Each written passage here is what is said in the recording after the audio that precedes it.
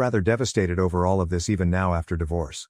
Having turned in the final divorce decree, I am seated outside the courthouse. Last Wednesday, my cheating lousy wife, 30F, dropped by my office so I could have her sign the final papers.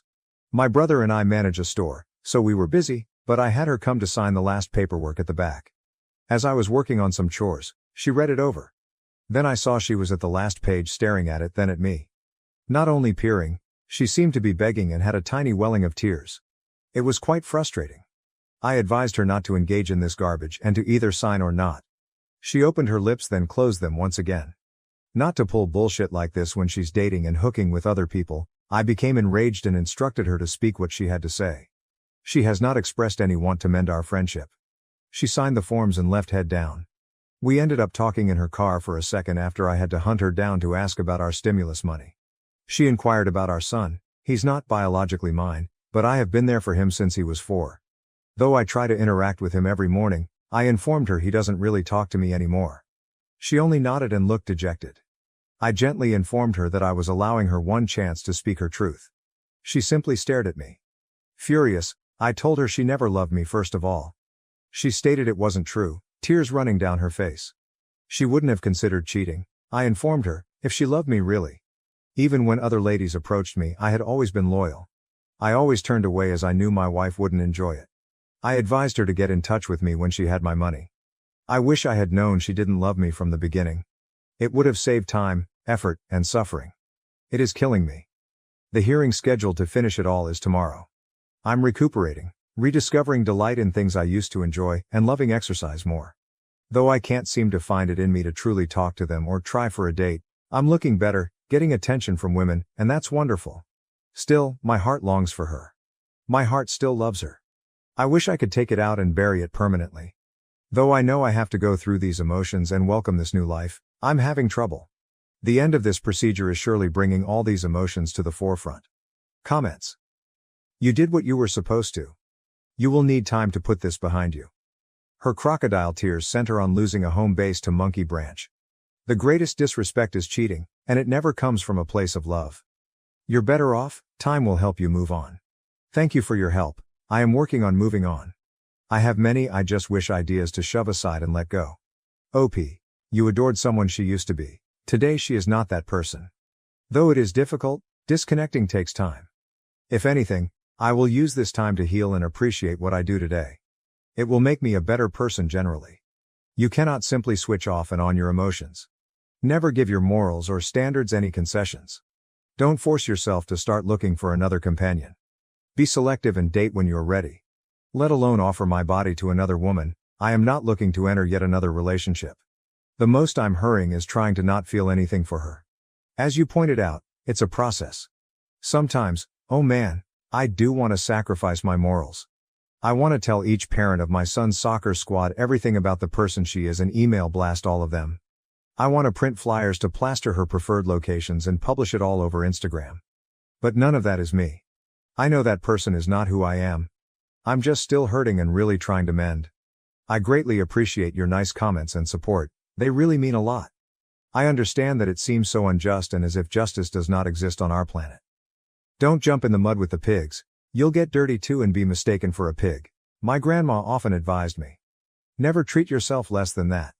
While some individuals reject karma, indeed it is quite gradual but also meticulous. She will be revealed one day, or something will transpire to grant her the justice she so deserves. You only have to be loyal to yourself. Your children will also see it. They will know you as the one who did not devalue themselves. Just treat yourself politely. Update 1, yesterday was that. Here I am today, single and most certainly in shock. Other than having this massive pit in my gut, I'm not sure how I should feel. She understood the timing of the hearing, but I find a Zoom call to the court to be just so impersonal. Of course, I realize, safety comes first. Still, it doesn't particularly feel real. It really hasn't really sunk me. I mean, I can acquire a copy of the signed document and declare myself to be divorced. A couple of my buddies want to know whether I want to go celebrate. They want to be there for me, they are lovely about it. They are not being nasty or resentful. And that feels great. I simply have not known how to approach this. I should be feeling free, yet maybe I should be crying once more. Oddly enough, I simply want to hear my wife's voice. Unfortunately, I no longer have a wife. Some stranger that sounds like her and wears her face. Though it's only a resigned kind of sensation, I can sense tears gathering. Here I am, simply me. Furthermore, my dog. I have very few friends, but they are the finest. I have a great and fantastic family. Thus, support is discussed. I merely feel empty, exhausted and drained. What should my next action be is unknown. Tell my son that it has happened over the phone. Say F it all, and go to Italy to begin exploring sites. Go back to Vegas with my old buddies for a desert recharging trip. I truly want to be laying here in silence, staring at the ceiling. Naturally though, life has to go on and so should I. I appreciate all of your support and ideas, especially book recommendations. I'm eager to at least start since I'm picking those up today. I never imagined myself in this place. Notes. Italy's timing is horrible, but whenever it becomes sensible, that has my enthusiastic vote. Vegas is a temporary prospect with friend events instead of the still skeletal and dreary casino resort life. Mountains and the weather are just beautiful. I left McCarran yesterday straight out. My friend, I find myself in the same boat. This afternoon at 3 o'clock I am signing paperwork. She departed and deserted our family on our 22nd wedding anniversary almost 2 years ago. I say every word you are using exactly. Simply said, I feel hollow and worn out by the struggle. Hang in there, friend, better things are just waiting for us. One breath at a time, one stride in front of the other, we simply have to be patient and gentle to ourselves. Recall this, we deserve better. Damn, I sense your words suffering. Regards, apologies. Update 2. The last post I produced was seen above the last time I blogged. Right now it's really upsetting me as I'm still kind of disoriented inside. Like me, my ex-wife, crazy to type it out, was off to work. At the same junction, we both stopped. She was turning right to ride on the freeway I had just left off, while I was going to turn left under the overpass. Like metal butterflies ripping up my insides, my heart and stomach sprang with the same familiar, exhilarating and lately terrible sensations. We made eye contact until the light changed, then each drove our separate directions. Both literally and metaphorically, I could not think of a more appropriate comparison for the state of affairs. Still feeling longing, grief, rage, disappointment, nausea, and a rainbow of other depression-inducing emotions, here I am typing out my pain. I wish I could be indifferent for the love of God. I wish I could rip out, root and all this deep-seated affection. Her and her stupidity justifies nothing. Though it's exactly what I want not to feel, is still in love with her. Her scent, her warmth, the sensation of her hair brushing against my face and mixing with my beard, the feel of her soft skin against my bare chest, the rhythm of her heart against my arms when I held her in the dark, these are the sweetest dreams I have of her. Recently they have been most vivid. She left such an effect on me when it was so darn simple for her to demolish everything we had created together. Yes, I understand it is past. Indeed, I understand the sensation might never go away. Indeed, I understand that processing trauma will take time. I am tired of processing though, of feeling the hurt, of sobbing, of reminding myself that it is okay to not be okay. I miss experiencing even-keeled. Every day seems like I'm standing on a platform precariously atop a damned barrel. Some days it's all good. I got this, balance can be kept. I've been doing it for 8 months, therefore I should be used to this. Other days though, I feel as though the agony of betrayal never lets me find even a tiny respite.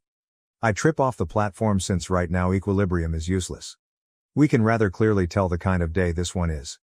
Usually, it becomes worse before it improves.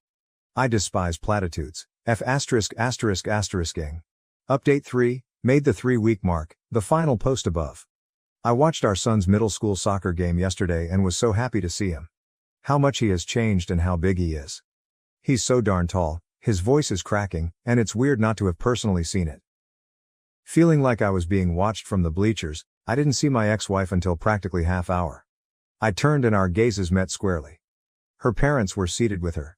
They lost the game, sadly, but the team rocked it still. I waited for the squad to pass over the bleachers as people filed off them. I nodded, using their first names, but her parents passed past if I hadn't uttered a word. I laughed and let the throng pass. Not over the phone or via text, it was great to hug my kid and chat with him personally when I waited for him at the team exit. The thrill of seeing each other once more permeated every moment. At last, my ex came up to tell our son loving words. Since I depend on her for those specifics, I asked her when the next game is scheduled. Our chat was clinical. We know we're not decent and most certainly aren't buddies. After instructing her not to sit next to me at the last game, I made that plain. Let's go, she tells our son, and he gives me a long embrace. I love him, I tell him. Though difficult, I do let go. I turn and go in the other way from my car, not looking at her or bidding farewell. The one I listened to and loved for almost a decade wants to run over and grab her, kiss those lips, hug her body in my arms, and feel her warmth and heartbeat, the one I feel slightly betrayed by my heart because of. I have to aggressively control it. Not until I come home and sit in silence to reflect on everything will there be tears. Even then though, they are few. I'm still figuring out these emotions. I still experienced additional wonderful dreams of hers till this morning. Once more, I feel as if I am fighting my own body and my own thoughts. I'm doing everything I can. I work out practically every day and eat clean with perhaps 1 or 2 cheat meals a week. I have poured myself into the business of my brother and find it to be flourishing. To be very honest, we never had this many staff members. It's fantastic. I am studying about stocks and investing, reading more, and certifying myself for IT jobs. Most of all, Jack, my corgi, is my other little kid and always wants to play. Filling the emptiness is odd. It certainly seems like a vast gaping void inside me. Being a father and a husband was great fun. As Hurricane Harvey approached Texas, we nearly decided to have another kid. In our house we were safe, dry, and not at all impacted. Though by November we knew she was pregnant, there were plenty of fun, crazy, and somewhat exotic events. Money, space, and our present circumstances finally led us both to agree that we should stop the pregnancy and not have another kid. I wonder if things would be different, whether we would be at this place now, and if she would have **** at another person. This has started me thinking back. Yes, I know the what-if game is never a nice place to be, never a good thing to linger on, but lately it's just been emerging more and more in my mind, let alone the dreams, like I had last night of my beautiful wife and what could have been our little girl or our second little boy. It makes me miss my son even more, and it irritates me that she would not let me adopt him. She said that I could only after all this garbage had transpired. I apologize for the protracted post. I simply find myself repeating and ranting last night in my head. It hasn't even been a year since she broke off our relationship. I know it's still early and quite fresh following the divorce.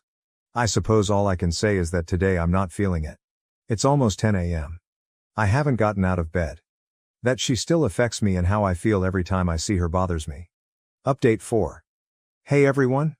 At last I have developed an apathetic attitude. Other than that I'm feeling happier more consistently, I'm not really sure what to say. Right now I'm working out on a schedule. Cooking more, and experimenting. I have been picking up writing once more and presently work on a short story. To see the Phoenix Suns defeat the Nuggets I flew to Denver. I'm about to head to Oregon to visit a cousin, do some hiking, and try tubing in a new place. Though, my bond with my son is different. I got in touch, he seems really busy. Though man, this is what it feels like to have a full-on teenage son. I'm doing my best to be understanding. Lunch and meals here and there, I suppose I will grab what I can. Simply said, I miss being with him consistently. I now go on dates with someone. She manages her own companies, is just fantastic, independent, intelligent, strong, mature, runs slow here.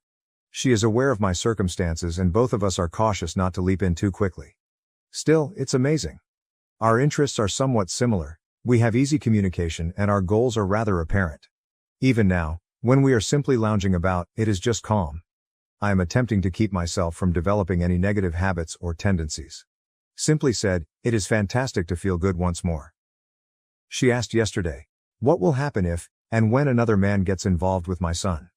To be honest, I'm not sure. If he doesn't reach out, then it's just me having to sit back and hope for the best for him. I will be there for him is all I dare think or say. In this I have no legal clout or rights. Fortunately, I have seen her face to her face and I truly don't feel anything for my ex. Though I'm trying to take it day by day and hope I keep recovering and finding happiness more and more, whatever that means, that my son and I can have a better relationship and that I not muck this up with this amazing woman.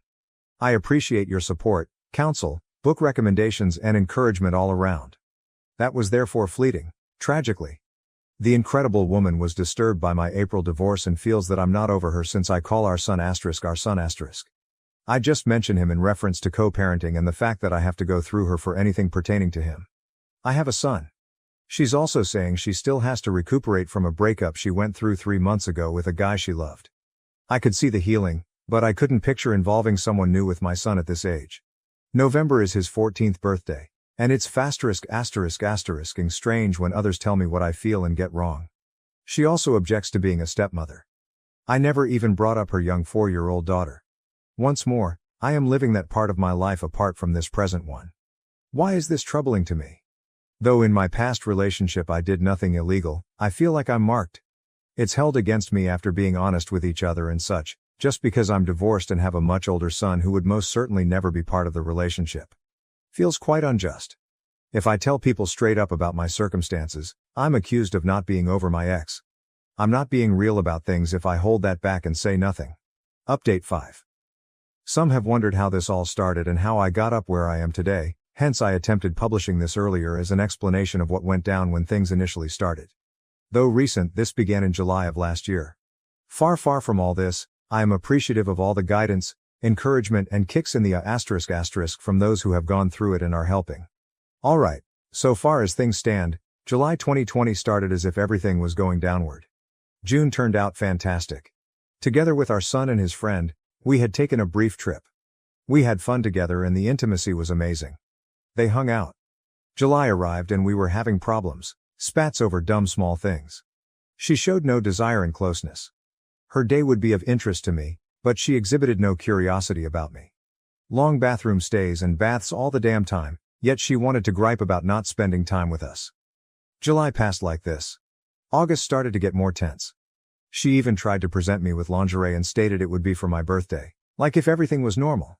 My birthday arrives, she gets me several LPs but nothing particularly noteworthy. I had a tough day at work. She did too apparently, and we ended up cooking and hanging around together. I reasoned, it's a workday and it's whatever. She seems not truly present but delivers intimacy. We had several major arguments in September at last, one of which she begged to have some alone time. Though this was suspicious, I became insane as I felt our marriage was falling apart. As correct as me. Taking the dogs, I headed to spend the evening with my brother and his family. I returned home early in the afternoon the following day. I never stopped her from hanging out with her friends. She had mentioned she wanted to go before I arrived. I arrived home at about 12 o'clock. At 6 or 7 she arrived home. Happy to see her, I told her when I saw her. She said the month was awful and that week was especially so. She was unpleasant, snarky, straightforward nasty, not kissing me. I kept urging her to tell me what was going on. I wanted us to be fine. I sensed things were off.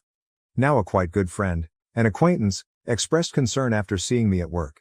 I told him I loved my wife very much. We had been married for 1.5 at this point and had been together for 8.5 years, yet I had no idea what to do.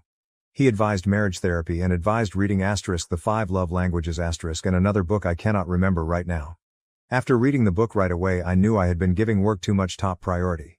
Our company is owned by my brother and me. Since COVID, we have been overrun as business has been flourishing. I never stopped trying to love her or be close, both physically and in talks, though even then. She had vanished though. I got home that same day and she was unwell. I looked after hers. As she was getting dressed the next morning, I gently and affectionately requested whether we might talk before she left.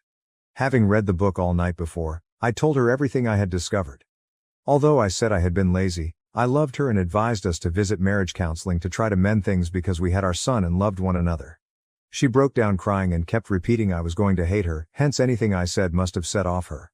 She finally acknowledged that she had cheated on me last weekend when she was with her friends after being urged to be straight up with me. Though I was stunned and totally blown away, I loved my son, marriage and wife. Like a fool, I assured her everything was good, I could forgive her, but she had to come clean on everything. She then clammed up. No names, no information. Basically, she had been having an emotional affair until that day in September and had been chatting to the other man since July. How could I find her credible? I did not. I told her she had parodied our marriage and our vows. It was Thursday. She rejected and offered very little justification when I tried to have a conversation with her that evening. She said she had told the other guy she had confessed to me, but she never consented to discuss things. Friday comes around the same way. I'm dry heaving, haven't slept, feel eerie, furious, and damaged within. When Saturday finally arrived, my brother advised me to go home and go out what was happening after seeing the damage I was causing. She got up, started working out, and I stayed a mess all the while. I phoned my father, who had been the cheater in his marriage, but my mother and he sorted things out. Their marriage has been wonderful for 38 years now. I asked him for his opinion. He said, she understood exactly what she was doing. It's not a mistake. She has to decide. If she doesn't, that tells you all you need to know. Though a wreck, I got myself together. I made sure our son was looked after and tidied the house. I then descended to our apartment gym and instructed her to come see me after she finished. She showed up half an hour later, and I gently reminded her that she had to decide between our family and marriage or the other guy. All I got was, I don't know, and she requested for some time. I agreed on the stipulation that she not see or contact him. She agreed and headed for a 2-hour run. On an app, I could see her whereabouts. She returned, at last saw I had cleaned the place and started to cry. What she had decided, I asked her. Once more it was a profusion of I don't know. She muttered, it's over, at last as I pushed her. Okay, I answered. I grabbed a duffel bag, stuffed some clothes inside, and she started crying since I was truly leaving. I was crying too. My son is distracted with computer games, so he's good when I kiss him and tell him I'm going to spend a short time at his uncle's. I bail. I tell her I'll be back in the morning for my stuff. When I arrive at about 6 a.m. the next morning, I take trash bags right away and head straight into our bedroom, bathroom and closet to begin packing everything I own into them. Tears flowing, she sits up in bed staring at me. She probes me about what I'm doing and I tell her she made her choice. She begins to wail. Though it breaks my heart, my wife is also wanted once more. Like a fool, I lie in bed with her, embrace her and kiss her for half an hour. She has to come clean. I assure her it doesn't have to be this way. Silence. Furious, I yelled at her that all of this was useless. I pack and inform her my father and brother are at a cafe 5 minutes away, waiting for my call to assist with the heavy stuff. It is 11 a.m. by now, and I have bagged everything. She wants us to tell our son what? We go wake him and give him a farce of an explanation for poor communication. She says she would rather not see my family. She is embarrassed, hence I do not blame her. She brings our son shopping, and I can tell he's a little disoriented and bewildered. My dad and brother answer when I call. We took my 3 TVs and all the gadgets I had acquired to make our house smart. Naturally, I left my son all his great stuff. I love him and none of this is his fault. She texts me not to go and to wait for her and our son before I head off. I'm waiting. She finds the place looking as though it had been looted. She advises me not to go and notes that our son, enraged, knocked over a display and expressed desire we could still be a family. I give her a look that says nothing nice, and then I tell her naturally he does. I want to, but what the devil is she looking for? Once more with the I have no idea. I say remaining is pointless for me. She should notify her parents as, should they discover it from our kid, they would be enraged. The first week of October arrives next week. I attempt to keep our son on a routine. Some mornings I have to be at work early, so I show up for him, drive him to school, and make breakfast. On other mornings I take him to see his grandparents. I load everything on her parents when they inquire about what's going on.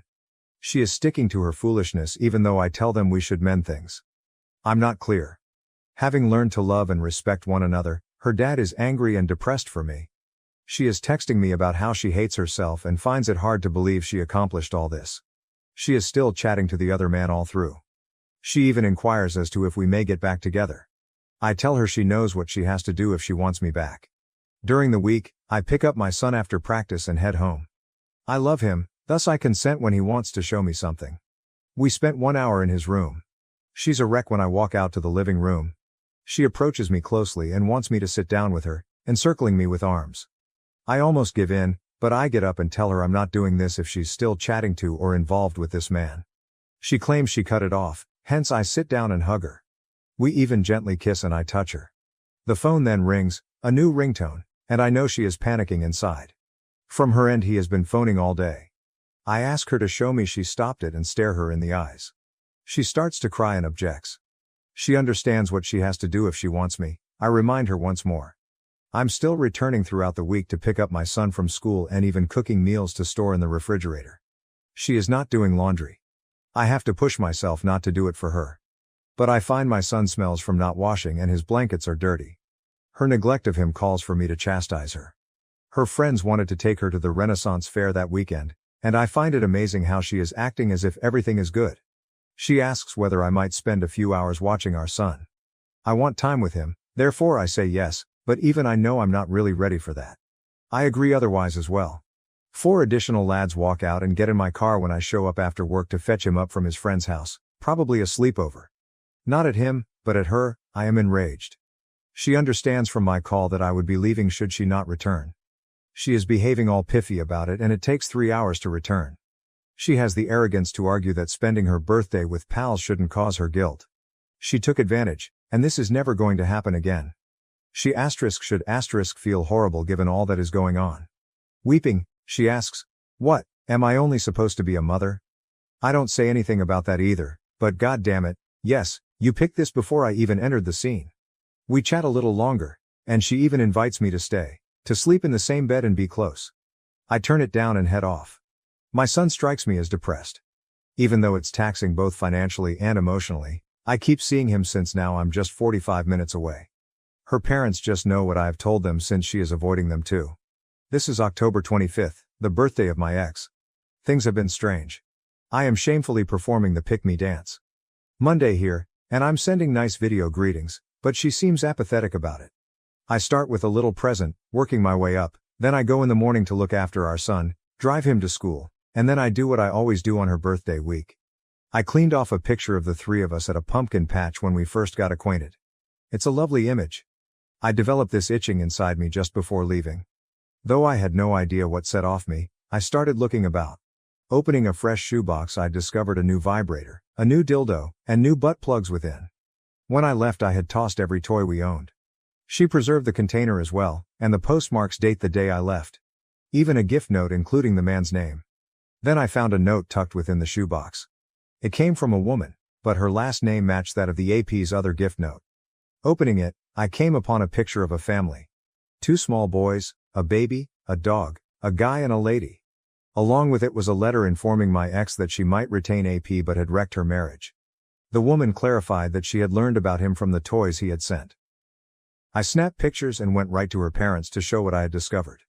"Get a lawyer, get all my ducks in a row, and then file," her dad advised me, same counsel many of you had given me. That same day I did that. When it arrived a few days later, I handed her the paperwork. We sat on it for months. We attended soccer matches, had a few private evenings, but I wouldn't dare sleep with her even though the chance presented itself. At one soccer game, she eventually observed that I wasn't really at my best. I prodded till she said she was seeing someone. That following week, I turned in every file. We seem caught up right now. Update 6. I returned to the same vacation location I visited last summer in order to snowboard. Just me out here, this was my first true adventure. All wholly mine. I never made the trip to serve as a kind of diversion or anything else. I visited the slopes 10 years ago and performed rather well. I can't describe how emotionally satisfying it is to be without the drag of my ex-wife, who hated everything outdoors, let alone snow or cold. Snowboarding has always made me happy. I was thumbing my ring finger trying to spin the long-gone ring as I strolled throughout the city. Though we had been separated almost 2 years ago, seeing couples engage in Valentine's Day activities somewhat weighs on my heart. It's strange. I suppose I miss having the ring there, especially what the ring ought to have symbolized. Ultimately, though with my ex, it was only a lump of metal and a false promise. I guess I'm simply reflecting, but I can't describe how quite dreamy this has been. After hurting so terribly, the happiness, enthusiasm, laughing and foolishness that have permeated my life seem amazing. Hell, I'm sore and in pain beyond what I can recall from the last time I went snowboarding, but this ache is one I have totally missed. For those of you who are struggling, however, cliched as it seems, it does indeed get better with time. Spend some time grieving and hurting, then go forward. Improve yourself for yourself. I appreciate everyone being there and listening. Update 7. The divorce occurred 2 years ago. This is the month the divorce was finalized. As the title suggests, the dreams are resurfacing. Strange seems to be the situation. Dreaming, we find ourselves at a house I have never seen before. She begs me to accompany her upstairs. We both are nude. We arrive upstairs to what looks to be our room, and she looks me up and down, giving me that smile I remember and liked, then says, "Hi."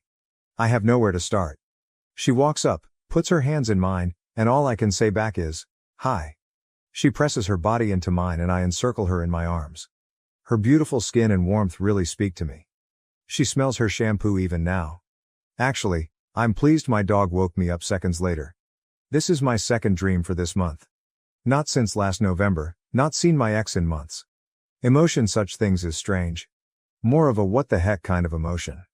One reason all of this is happening could be my recent house building on my own.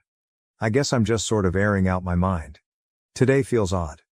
My warmest wishes go out to those of you hurting. Update 8. I met with my son yesterday in great anticipation.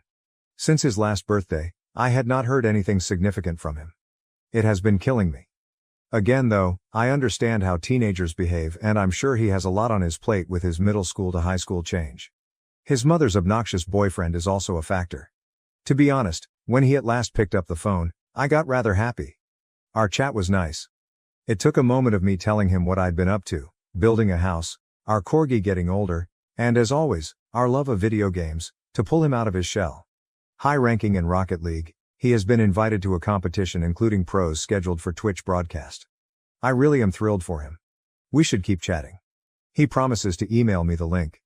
From his now totally different voice, I take it as a little triumph that he still thinks of me as dad. I am flattered and happy. My heart started feeling it once more a few hours after our afterglow conversation. It was more of a dull ache, just aching deep down within me. It hurt and bothered me enough to cause me to hardly sleep last night. Seeing my attitude, my father asked what was bothering me. I first found it difficult to actually put it into words, but the second time he asked, it came naturally. The weight and suffering still exist even if I'm completely happy when I have my son and can still be a part of his life in any manner he chooses. It's enough to keep my head spinning over why.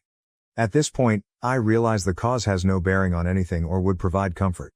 Everything is done and accomplished, however even 2 years down the road it is still fresh and painful.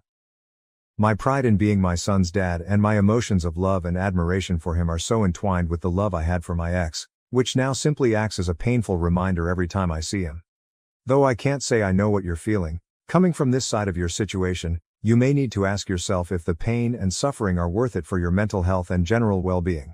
My father, a cheater in his own time but someone who makes amends and keeps on doing so, told me. Though you love him with all your being and the time you spend brings enormous delight, it follows days of rehabilitation for you. I am not advising you to give up on him as, if it were me trying to be there for you, I would never stop. Perhaps you should nonetheless, let go of everything. You gave all you have. I haven't seen you this joyful in a long time. Still, I can see the toll it takes on you. Your emotions divided between your love for your son and the anguish you obviously still have from how you were deceived. I understand he's acting as a father, seeing obvious suffering on my face while his son battles. He would never want it lastingly. Given the lengths of his military training, which trained him to detach himself and view events from several angles, I take it as his attempt to provide wise guidance. He does not intend to just vanish from my son's life, I'm sure. Maybe he only wants me to keep outside of it all. Perhaps he only wants to spare me the suffering still afflicting my heart. Just letting my ideas float about. My best wishes extend to everyone suffering right now. Particularly to those in healing, remain strong and keep cheerful. Comments. OP, your first response and attitude to him calling were exactly perfect. For a teen especially, this is all quite challenging ground to walk. Talk not of his mother, her partner, or their domestic situation.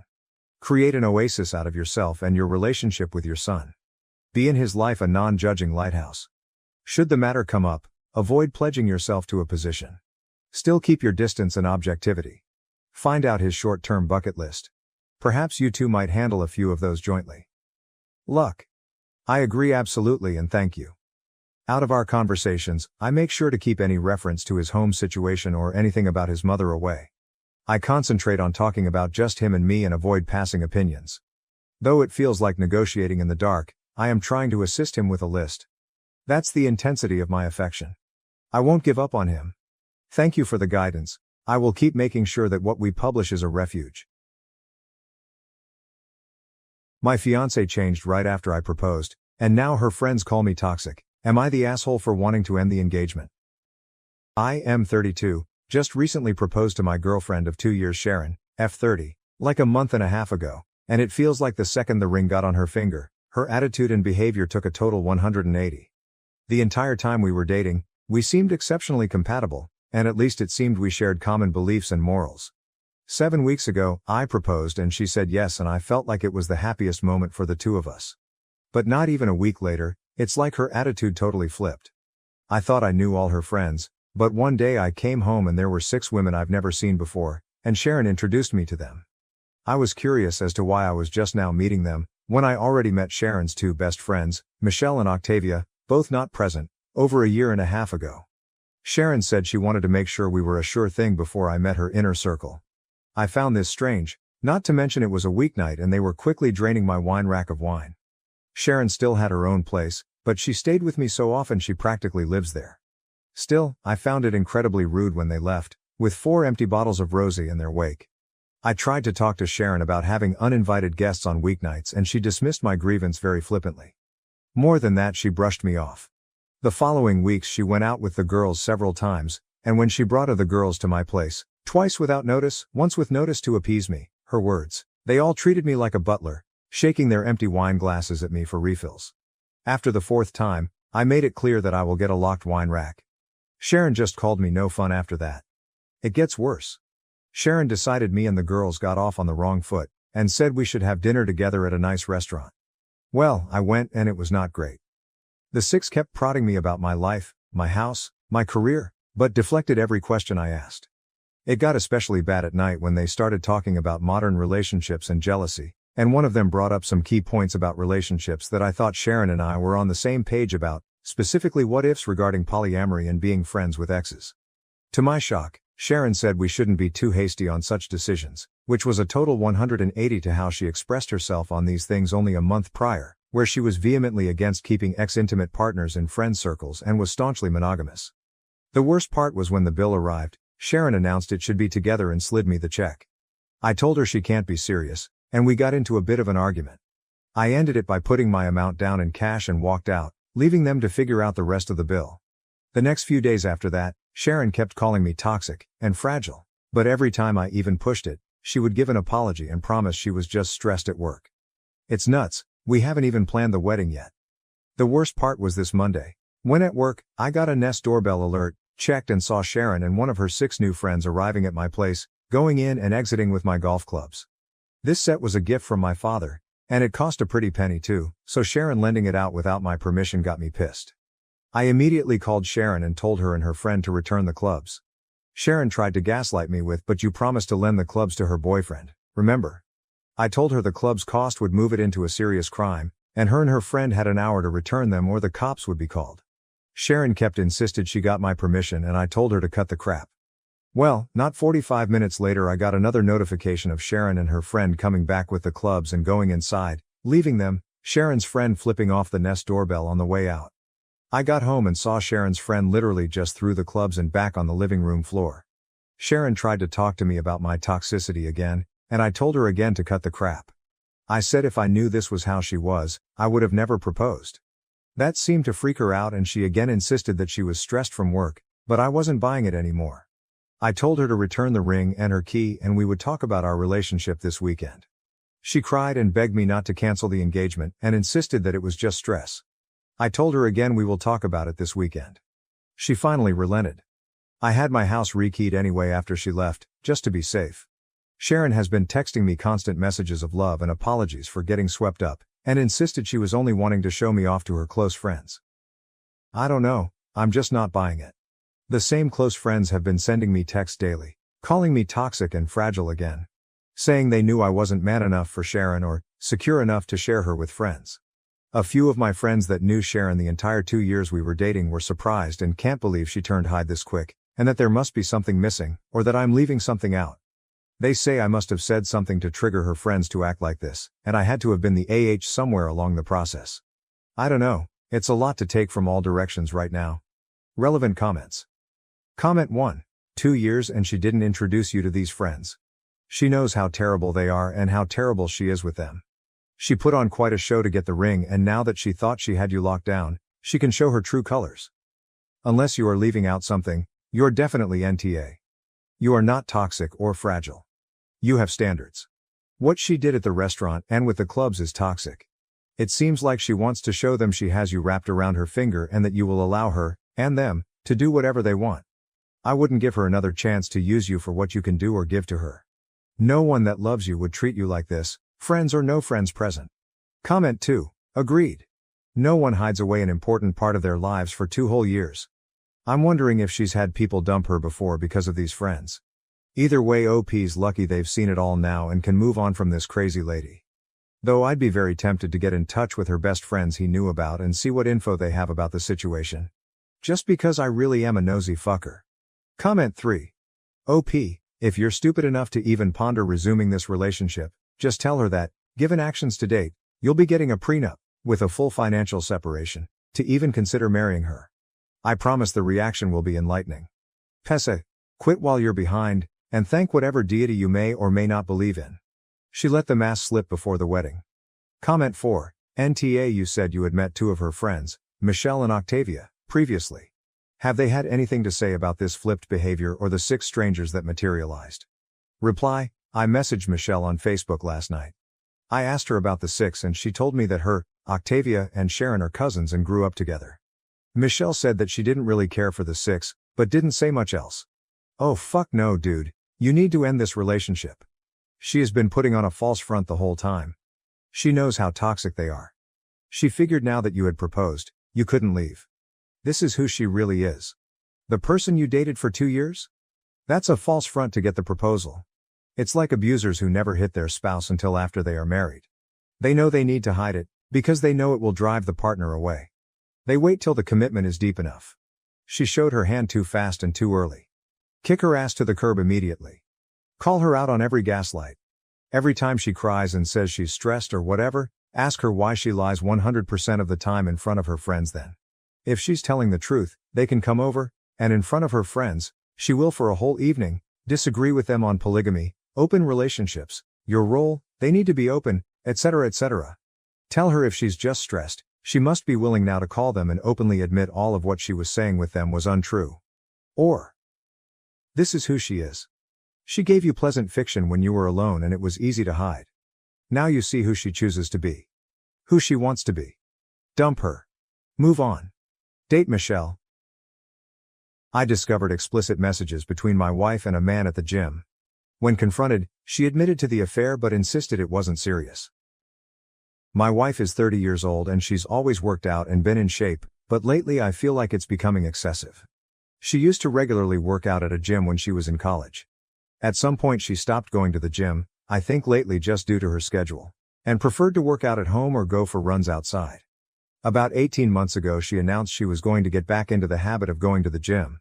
She now has a job where she's able to make more time for it. It started off normal, but slowly became more and more frequent. She signed up for classes on the weekend, both days. She started going to the gym every day, then it became the morning before work and then again later in the evening. Every single day. If she's stressed, she goes to the gym. Experience some sort of life crisis. She immediately heads to the gym. We have an argument, run to the gym. She's 4 months pregnant right now. I'm kind of surprised we even had time to make a kid. I understand that it's safe for her to work out, especially since she was already in the habit of doing it before she got pregnant, but the intensity is not slowing down. If she misses one of her normal gym sessions she becomes so irritable. Like a junkie not getting her fix. It's just bizarre. Truly a case of too much of a good thing. Of course she gets upset when I voice that I feel it's becoming an unhealthy obsession and that I miss spending time with her because she's there so much. She has all of these friends and this whole circle of people there that she seems to prefer spending time with over me. Why don't we work out together at the gym? The gym is her time, she says. This isn't a case of me feeling insecure because she's in great physical shape and I'm a fat slob. I work out and am in shape. My job really requires me to stay in shape so I can't let myself go if I want to. I genuinely feel her gym habits are unhealthy. She's over-exercising, for one. There is such a thing. But worse than that, I feel it's becoming a way for her to escape everything else in her life. She never actually fixed anything that goes wrong in her life. She just runs off to the gym to get some sort of mood boost and then that's it. She also never gets anything else done in a practical sense because how can she when she's at the gym so often? It's to the point where I have to do every chore and if food is getting made I'm going to have to do it. I don't expect her to do all of those things, but it should at least be a shared effort. People we know have even commented about it to me. They've said things about how she seems different, how she sure is at the gym a lot, and many of her friends and family barely see her anymore. Some have even suggested she's having an affair with somebody there. Please tell me that this doesn't sound normal to you. She insists this is perfectly normal. Update 1. I posted not very long ago about my wife's addiction to the gym. A compulsion, if you will. She spends most of her free time there. She often goes twice a day and sometimes even 3 times if we have a fight at night and she needs to run off instead of actually talking to me. She won't let me go to her gym and she refuses to go to mine. Her gym is her place, my gym is my place, and that's just the way it has to be according to her. I'd love to have her come along with me. I've invited her multiple times. She's about 18 weeks pregnant right now. This is our first baby. She worked out like crazy prior to the pregnancy and she continues to work just as hard now. I truly didn't think she was cheating on me. People suggested it in the last thread and I laughed. You can tell she's at the gym a lot, she's in great shape. So she's obviously going there. I felt really confident about the cheating issue and when I posted 9 days ago I wasn't even considering cheating. I'm embarrassed to admit that after reading a lot of the comments on my last post, I thought maybe I was being overly confident about her fidelity. She usually always has her phone on her, but she left it on the kitchen counter and as stupid as I felt, I decided to do a quick swipe through her texts. She had a current text conversation going on with a guy. I recognize the name. The same name of a guy from the gym she mentions a lot. She's friends with a lot of people there, and went to one of their weddings last fall. I wasn't too terribly concerned until I started reading the texts. Never wanted to know what the guy's dick looked like, but I know now. She was only out of the room for literally about a minute or two, so I had to scroll fast. I was furious. I asked her what the fuck that conversation was about. She started yelling at me for looking at her phone. I told her she's acting so weird and the gym obsession was really bothering me, so I just decided to look and was ashamed that I did, but I thought I'd find nothing at all. She said, "It's nothing. It's nothing." Didn't look like anything to me. She sure seemed pretty interested in this nothing. I wanted to know if she's been fucking him. For how long? She kept saying no. I left the house because I was so furious, but not before I slammed her phone on the ground and shattered it. She was calling me all sorts of names for breaking her phone. She hit me on the back as hard as she could. I left. Went to my brother's house. My brother and sister-in-law were shocked, although my sister-in-law was one of the most vocal ones about my wife's gym obsession being weird and bringing it up to me constantly. I went home. She was in bed crying. She obviously couldn't call me or anyone else for that matter. She was laying it on thick. "I don't know if you'd ever come home. Give me a break. I took her phone to get repaired tonight." She doesn't deserve it, but I still feel like an ass breaking her phone. I still don't know how deep it goes. She won't admit to anything beyond what I saw. Was it sexting, bad enough, or more? I'm convinced it was a lot more, but she refuses to hand over her phone and is now trying to act like I'm this terrible monster who is abusing her because I broke her phone. Not my proudest moment, but I honestly wanted to body slam her after she punched me. I have never and would never actually touch her like that. Update 2. Not sure if posting something in my profile will be seen by anyone, but I don't feel like making another update in a subreddit. Today my wife asked me to stay home from work so we could talk. She laid in bed all day yesterday trying to make me feel sorry for her, but I paid absolutely no attention to her and ended up leaving the house to go to my family's Super Bowl party. I wasn't in the mood to go, but I wasn't going to sit at home with her. It really bothered her that I left. She kept texting me things like, "Who just leaves like that? When something like this is happening, who is that cold and callous that they just leave to go to a party?" I stayed home today to talk to her. She was full of tears. She's so sorry. According to her, she really was going to the gym twice a day because she likes going there. That's where her friends are, makes her feel good, it's fun for her. She met this guy there and he started flirting with her. Everyone likes him. He's one of the most popular guys there. I didn't realize there were popular people at gyms. She admitted that she flirted back but didn't mean anything by it. She didn't reciprocate very much at first, but he gave her butterflies, and she just found herself flirting back without thinking. She said it felt like she had a crush on somebody when she was in school when she was younger. They started texting. At first it was just friendly and nothing sexual for several months, but she'd feel giddy every time she got a message from him. She was really attracted to him, but told him that she was married and there could never actually be anything between them. According to her, he kept flirting with her anyway and said, "Sure, we won't cross the line." Until they did cross the line. She said she had tried to resist it for a while, but then one day they kissed. She admitted to enjoying it but also feeling that it was wrong. She must not have felt that bad because she slept with him for the first time later that night. She described it like falling in love with somebody for the first time. All she could think about was him. Is she in love with him? She doesn't know. Is this baby mine? She thinks so, but there's always a small chance it could be his. He always uses a condom, so she doesn't think it's his baby, but they were sleeping together at the time she got pregnant. She loves me. She can't help that there's just this huge spark between the two of them. She doesn't know if she loves him. She doesn't know if the baby is mine. She doesn't know why she did this. She doesn't know what she thinks we should do. The nail in the coffin is when she said, "You would really leave me if it's not your baby, would you?" She had the balls to ask me that. I told her of course I'm leaving her and I wouldn't raise another man's child. She seemed shocked. She said, "Really? With everything we have and all our history, you wouldn't even consider it?" She can't be serious. I told her no, I would never consider it. She agreed to get a DNA test. She tearfully agreed, like I'm supposed to feel sorry for her about it. I don't know who this woman is. She was crying the whole time, but not tears of an ashamed or sorry person. They were tears for herself and meant to try to make me feel bad. Feel bad for what? That her heart is apparently so torn. My life has been reduced to a trashy daytime talk show. The woman who was once my wife, who I considered a classy woman, has turned into complete trailer trash. Today she announced that she's moving in with her affair partner from the gym. She's pregnant, might be his kid, might be mine. She's too embarrassed to go get blood drawn for a paternity test. She spent about a week trying to get my attention, to get me to talk to her, to get me to beg her to be mine. I didn't fall for any of it. I've largely been ignoring her, and when we have to speak I keep it very brief.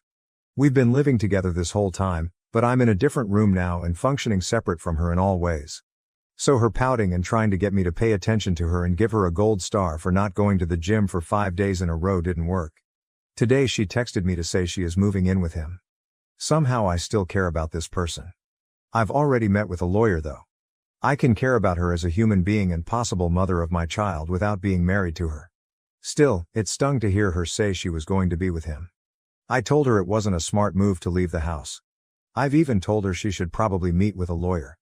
She doesn't care about anything I have to say. I don't think she needs to move in with anybody. I actually feel bad for her that she can't just be on her own. I asked her if he actually knew she was pregnant and wanted to know what story she's been telling him this whole time. She said he knows and he doesn't care if it's my baby, he loves her and wants to be with her. Bizarre. You can't find anyone else? Somebody who isn't a married pregnant woman? Why would you take that on? Doesn't make sense to me. He's scum, but he's a good-looking scum who apparently is gainfully employed and owns his own home, so you can't tell me that my married pregnant wife is your only option here. I just can't imagine being a single guy like that and wanting to put up with this baggage when I could have other options. And if this really is my baby, then what? They'll live with my wife and this weasel 50% of the time. I don't know how my life turned into this mess. And she thinks it's embarrassing to have to go get blood drawn? My wife moved in with her AP last weekend. She didn't take very much at all. Most of her stuff is still in our house. I still get the feeling she was just waiting for me to beg her to come home, but I didn't reach out to her at all after she left.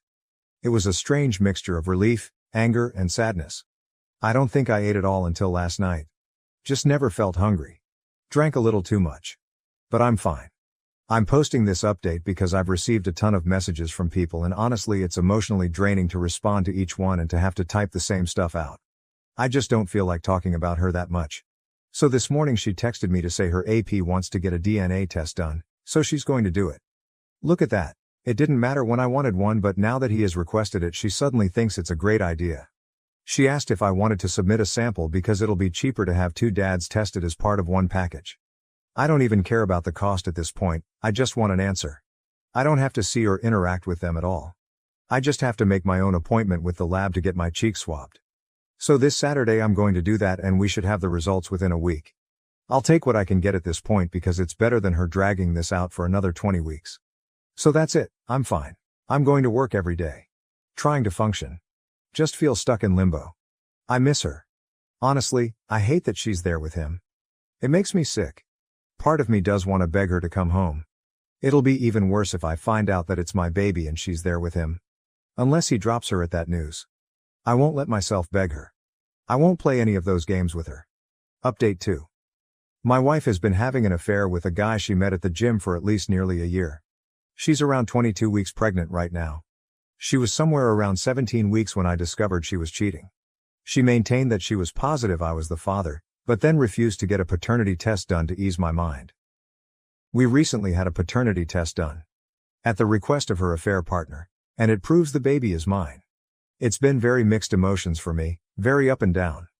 Originally I thought I just wanted to be completely done with her and not have any lifelong ties in the form of a full-blown human being we shared, but I was sort of happy or relieved when I got the results.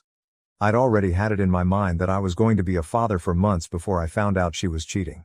Sometimes I just have moments where I can't believe this is my life, that this is the situation that my kid will be born into, and I hate her for it. She's still living with him. All of her belongings are still here in our house. I refuse to do the work of packing everything up for her. She doesn't seem concerned about taking any of her things, beyond the essentials. After we got the news that I'm the baby's father, she texted me to say she's glad I'm the father and that she knows I'll be a great dad. She was texting me new baby name ideas last night. She's tried calling, but I ignore the calls. I only speak with her via text. This morning she asked if she could come by and get a few things. I told her it was fine, as I've been advised by my lawyer to not prevent her entry from the home, but I told her that he better not be with her. So who shows up with her? The scumbag boyfriend. He walks right on into the house behind her like it's no big deal. She ran upstairs to get the stuff she wanted and he and I were just left standing there in the living room. He told me it wasn't her fault that he was there. She told him I didn't want to come, but he forced his way along. He wanted to talk to me, supposedly, to tell me he understands how I must be feeling. No, you don't know. He told me he knows I probably don't believe him, but he genuinely loves her and knew he probably wasn't the father. He accepts it and then tries to assure me he won't try to take my place with the baby and hopes we can just get along since we're both going to be in her life now. He promises that she's fine, he's looking after her. I told him that I couldn't for the life of me imagine what he wanted with a pregnant woman who is having another man's child, which I found weird. Then I told him if he didn't get out of my house I'd punch him. I went upstairs and she was trying to find some things in the bathroom. I got mad, asked her why she brought him along, and told her I find it really strange that he still wants to be with her now that he knows he has nothing to do with this baby, and that I refuse to let him have anything to do with my child. She said he talked her into coming and she's sorry and never meant for any of this to happen, but she's in love with him now. He is supposedly what a 30-year-old girl is looking for, not me. She's setting up a nursery in his house and I can set one up at my house, and she has no intention of trying to get full custody or anything like that. She doesn't want to keep me from being involved in my child's life. How generous of her. She went back downstairs and I followed her and he was still standing there in the living room and I just walked up to him and punched him. He stumped back and fell into a table. She yelled, "What the fuck?" and ran over to him. I don't even care at this point. As if he's going to call the cops. He deserved it, and it wouldn't have happened had he just left like I told him to. Several hours later she texted me to say she was sorry about today. He really meant what he said and he's actually a good guy and he cares about her and he respects me. WTF, does he respect me? He was screwing my wife in the gym locker room. I was like, you can't be serious. She said, fine. I'm trying to have a mature conversation about this. I can't help that we fell in love. Believe it or not, I'm not trying to hurt you and I want everything to be amicable. This guy stole my wife and he's stealing my kid too. Sure, I'm the actual father, but now they're setting up a nursery together in his house. I've tried to not feel jealous or sad. I've tried to maintain the thought that he's the trash man who picked up my garbage. Sometimes I feel that way, but the truth is that I loved her, and still love her. I don't want to stay married to her on principle alone, but this is devastating to me. Update 3. My wife is basically 26 weeks pregnant now. There actually hasn't been much drama with her and her AP. I was away for a long weekend last week and it was nice to just get away from home for a while. Only really annoying thing that's happened is that I told her I'm being in the delivery room, not him.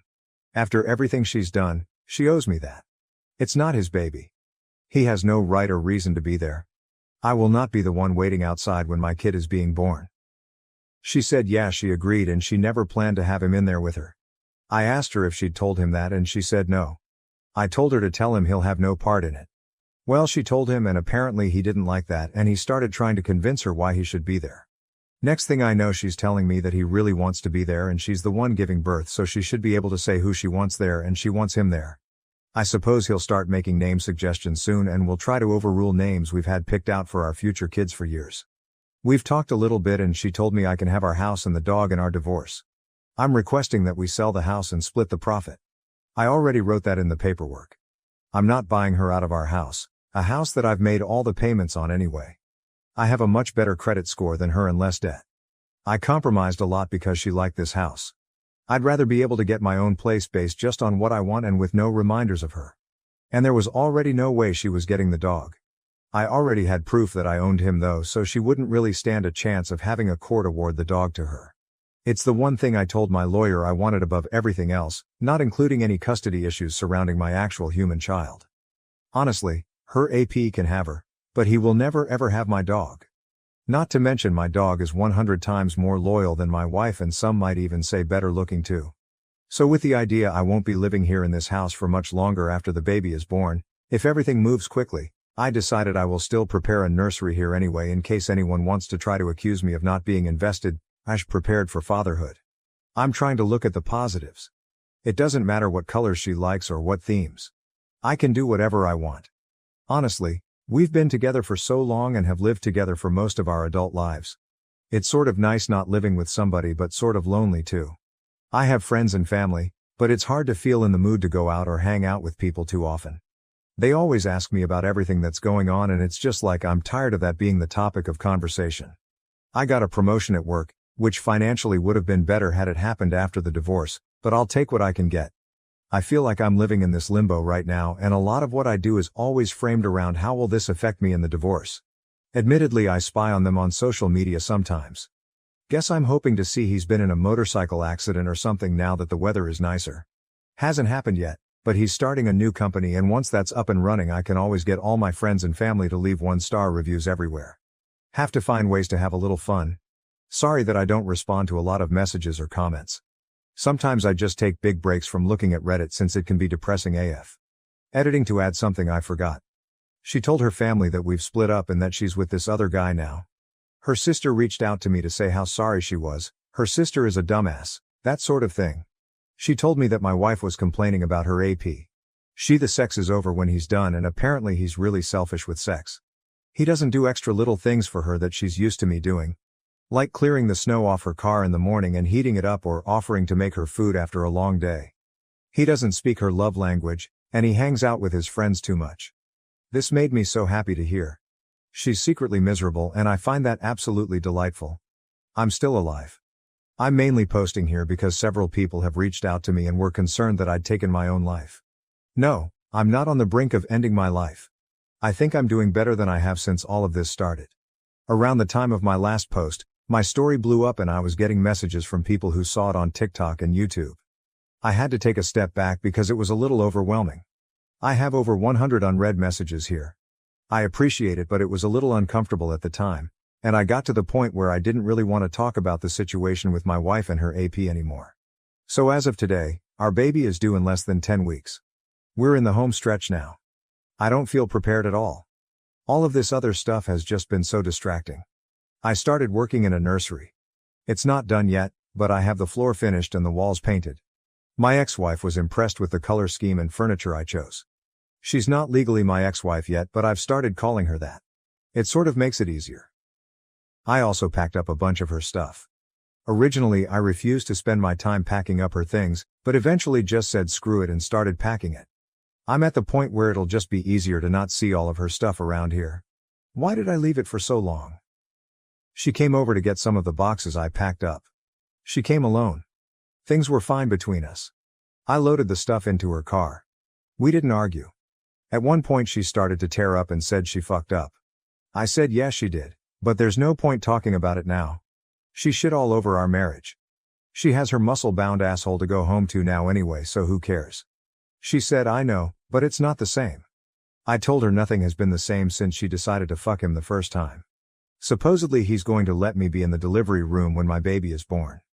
I didn't even argue it when she said it like that, but inside I was boiling at the idea of him letting me be there for the birth of my child. She says she talked to him and he agreed it wouldn't really be right to not allow me to be there. I'm going to take what I can get if it means being there for the birth of my child. I'm going to try to just ignore him for the time being. She was acting all sweet and laying on all of the I really want you there, I really need you there stuff, and I know mentally I'm not in a place to be that cold to her when she starts acting that way. I'm trying to be indifferent more than anything else, but it's so hard when she's actually around and starts looking at me a certain way and making me feel bad. She invited me over to see the nursery they have set up at his house. I'm not sure I can bring myself to go into another man's house and look at the nursery set up for my kid. I did ask her if she was truly safe there though. I don't know why, it's just been bothering me. As pissed as I still am, I don't want to find out he's mistreating her, and I definitely don't want my kid to be going into an unsafe household. I haven't told her about anything her sister has told me. They probably won't last, but as of right now there's a very good chance my newborn baby will be going home to his house. It kills me to think about. It's almost soul-destroying to think about if I dwell on it too long. She says she's fine. He genuinely loves her. He's great with kids. He accepts that she's having a baby and that this is part of the package. She insists it's not weird because she wasn't pregnant when anything started between them. I asked her why she did it. Why did she ever let anything start between them in the first place? She said, I don't know. Then went into I don't want to talk about this mode and left pretty soon after. Typical behavior from her. Just run away. Overall, I'm doing okay. I'm not sitting here depressed and drinking a bottle of scotch every night anymore. I mean on occasion, but for the most part no. I feel more used to my new normal now, and that'll all change yet again pretty soon. New update. I have a baby. A little girl. I'm a dad. She was born yesterday at 11:57 p.m., 2 weeks early. As he's done before, she was having some pains off and on and he left for work yesterday morning. She works from home on Mondays. She told me around 8:30 a.m. she was having contractions 17 minutes apart. The same thing happened not long ago, but then by evening all the pain stopped. I was at work, so I told her to keep me posted. A little later, she said they were 15 minutes apart and she had some other signs it might be actual labor starting. I asked her if she needed somebody there with her. She said wanted me to come with her? I didn't even mean to volunteer myself. She was scared. I didn't even ask why she didn't call him. I left work and went over to his house. Uncomfortable doesn't begin to describe it, but there were obviously more important things going on. He wasn't there. She didn't even contact him. She said she just wanted it to be me and her there. In her words, he hadn't seen her pee or shit herself yet, but I've witnessed all of that stuff already, so she was more comfortable with me there. I really tried to be as nice and supportive as possible. Set the whole thing about her affair, our marriage, everything to the side for a brief time. I don't really know what my purpose was being there, but I think she just needed somebody there so she didn't feel alone. She spent most of the time stretching and doing some sort of yoga labor routine and bouncing on this huge exercise ball. I twiddled my thumbs for the most part and looked through a bunch of his belongings. I was timing the contractions and they were consistent and slowly did get closer together, so I thought it was probably actually going to happen. It wasn't nearly far enough along to go to the hospital yet, and it was getting close to when he'd get home. I was planning how I'd handle that when she called me into the bathroom to ask her if I thought her water broke. It wasn't like in the movies with this huge gush of water. So he got home and I was there. He came into the house and the first thing he asked was, "What are you doing here?" I think he thought something else was going on. "No, you just left and went to work and left her alone when she was scared." He said he was home and he'd be with her until it was time to go to the hospital. He put his hand on my shoulder and said something like, "Thanks, bud, I got it from here and we'll call you when we're on the way to the hospital." He called me bud. I told him I wasn't his fucking buddy and to fuck off. I could tell she wanted me to leave. I'm not sure she really wanted me to leave so much as she was in labor and the tension between the two of us wasn't what she needed, and I knew that. It was his house, so what was I supposed to do? I left and prayed they'd actually call me instead of letting me know the next day that my kid had been born. She texted me a few hours later to say the doctor told her to go to the hospital. At that point I still didn't know if I was going to be waiting outside or what he'd decide was best for his apparent wife and child. I was allowed to be in the room. I didn't force my way in there. She said she wanted me to be there. He was there too. By far the single most awkward experience of my life, and the only reason I was able to excuse it was because she told me she wanted me there and I didn't want to miss the chance to be there when my kid was born and to hold my kid before he did. I can't imagine what the doctors and nurses were thinking. Fucking humiliating. Then the guy tried to police what I could see. I put the baby in there. He's fucking watching and it's like this is still my wife and that's my baby. I chose to stay dignified and I ignored him the entire time. I was there to do whatever she told me to do and my focus wasn't on him, but in any other setting I don't think I would have been able to hold back. The baby came flying out. I mean, as far as labor goes. These are the nurse's words and I trust labor and delivery nurses to know what they're talking about. She tore very bad because the baby came out so fast. The baby is so tiny, barely 6 pounds and only 18 inches, but perfectly healthy. I went home for a short rest, although I really couldn't rest at all. I went back today and of course he was there. Surprisingly, he said he was going to give us some time alone with the baby. Not sure if she had previously asked him to do that when I showed up or not, didn't ask. He even brought us all food back when he returned a few hours later. I wondered if mine might be poisoned, but I tried to be nice. He's still not gone, so I'm wondering how long he'll be around. I just can't let myself do anything that will make her try to keep me away from my daughter now. I don't want them making it difficult for me. I'd prefer not to share her name publicly, but I can confirm it's the name we chose for a daughter years ago. He had no say and he hasn't said anything about the name at all. It kills me to see him holding her though. I eventually left because it was just too much sitting there pretending to be like some bizarre company. I'll know I will get my time with her when he's not around. He's already posting them on his social media. I don't know how I'm going to do this, but I'm going to figure it out. I just have to find a way to be the bigger person because I won't let him or their relationship discourage me from being my daughter's dad. I totally get doing anything for your kids now, and if it means having to pretend to get along with him, I will. Relevant comments from OP. It's not about picking me. I just have a hard time not caring about her anymore. The fact that she was carrying my child made it a lot more difficult, otherwise, I could have and would have cut all ties with her. I don't know, I still feel the need to protect her or help her. Hopefully it'll get easier now that she and the baby are two separate people. Honestly, I'm considering doing something pretty stupid. She's getting discharged from the hospital early tomorrow morning. I don't want them to go home with him, so I'm thinking about asking her to come home to our house instead. It's ridiculous and sets us up for disaster. It wouldn't be to be with her. I don't want my newborn baby going home to another man's house. I don't think it's for the baby's sake that I want to stop it. It's for my sake.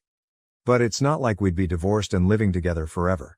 So we'd live together for some period of time, but eventually we'd go our separate ways, date other people and so on. I can't trust her again. That would probably be worse for our kid in the long run. At least by being in two separate homes in the first place, this will just be the norm for her and she won't have to go through that heartache of being one family splitting into two. I just don't know how I'm going to be able to handle seeing my child going home from the hospital to his house.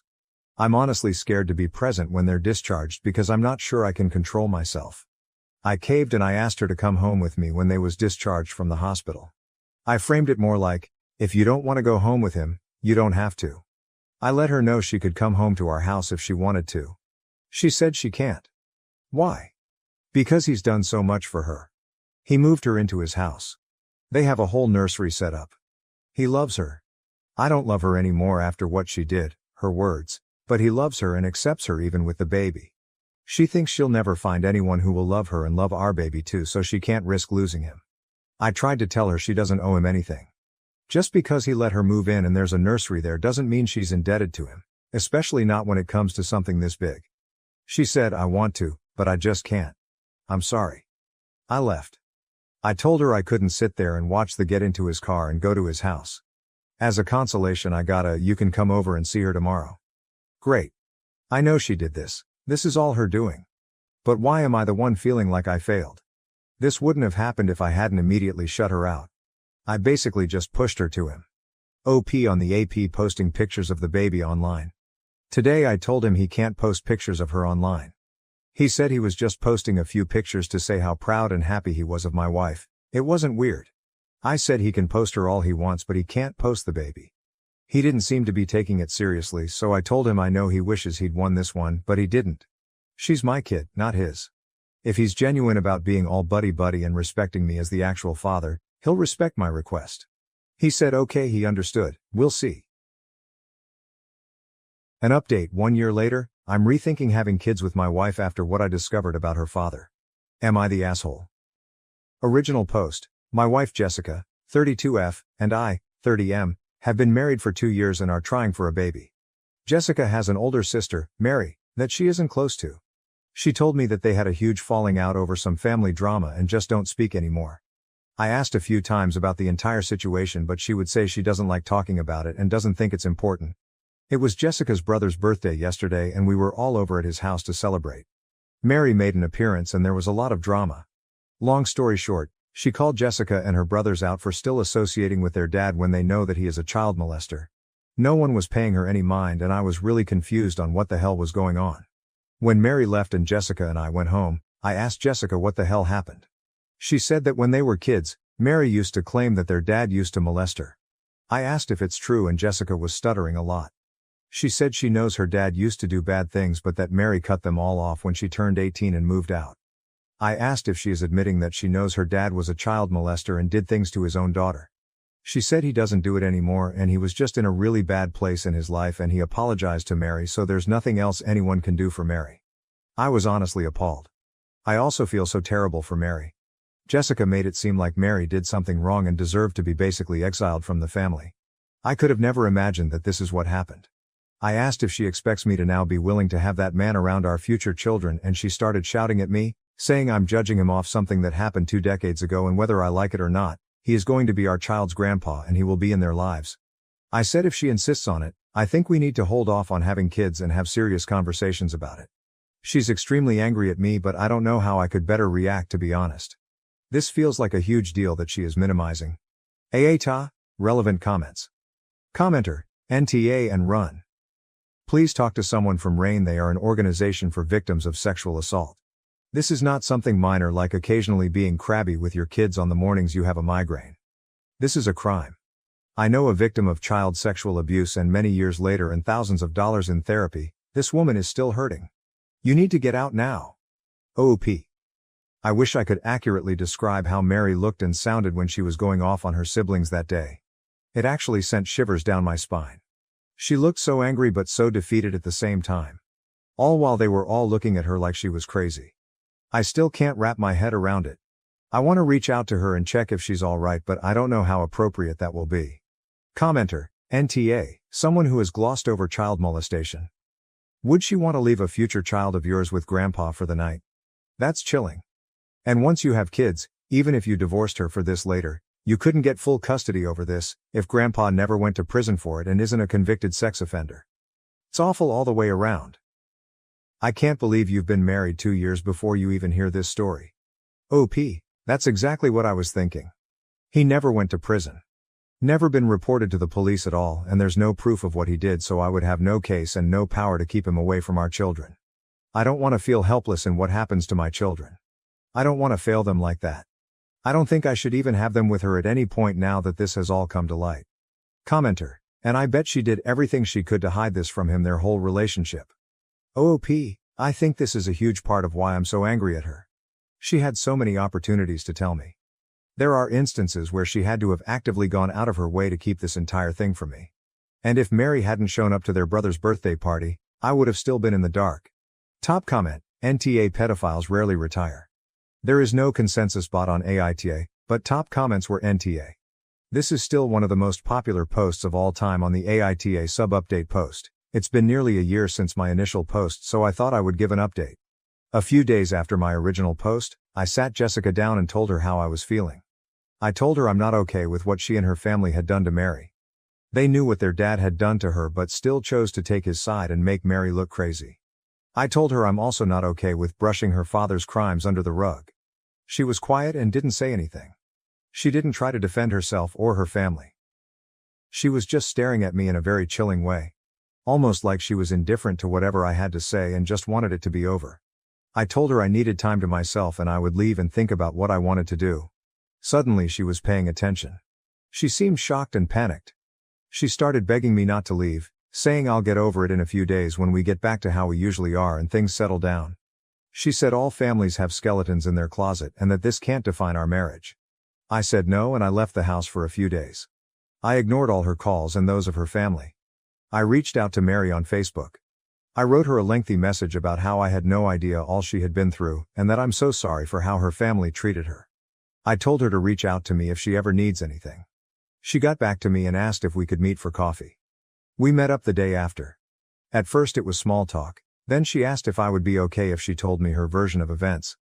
I said of course I would, and she spoke to me about it. Everything her dad did and how her family treated her after she told them.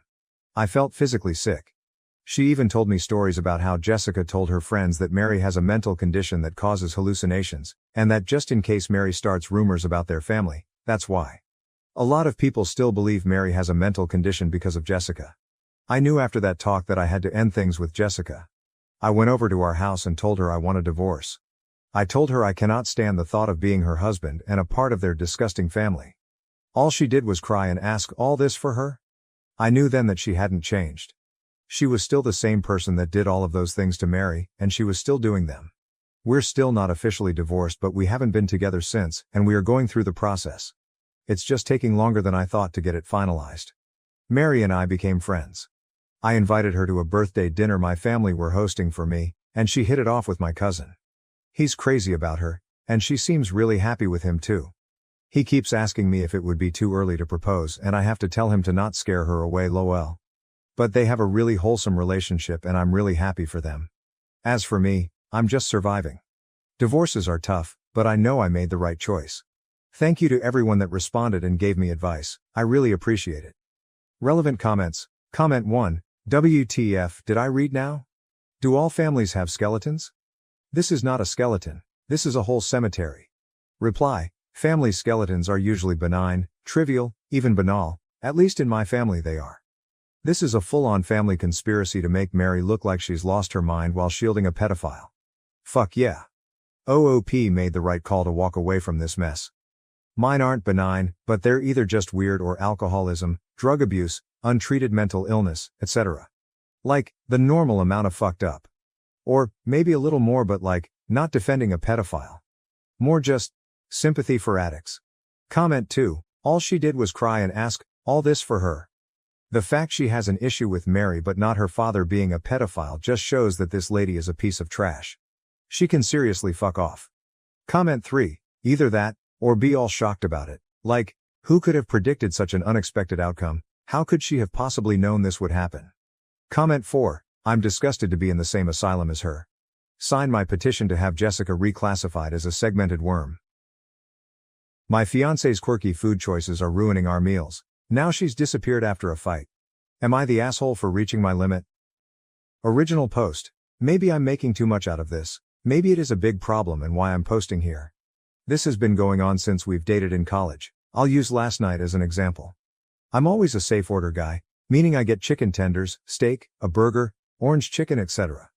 It's not that I dislike other food, it's that if I'm doing something crazy I want to buy it, prepare it, cook and serve it, be in control of the whole process. She always orders the special, the catch of the day, the taster's menu, etc. And she invariably says, I don't really like this, I should have just ordered what you got, let's switch. And she grabs my plate. Sometimes I'm able to eat her food, sometimes it really is bad and then I go hungry. I've brought this up with her and she has upfront told me she thinks it makes her quirky and fun, and I've known this since dating her.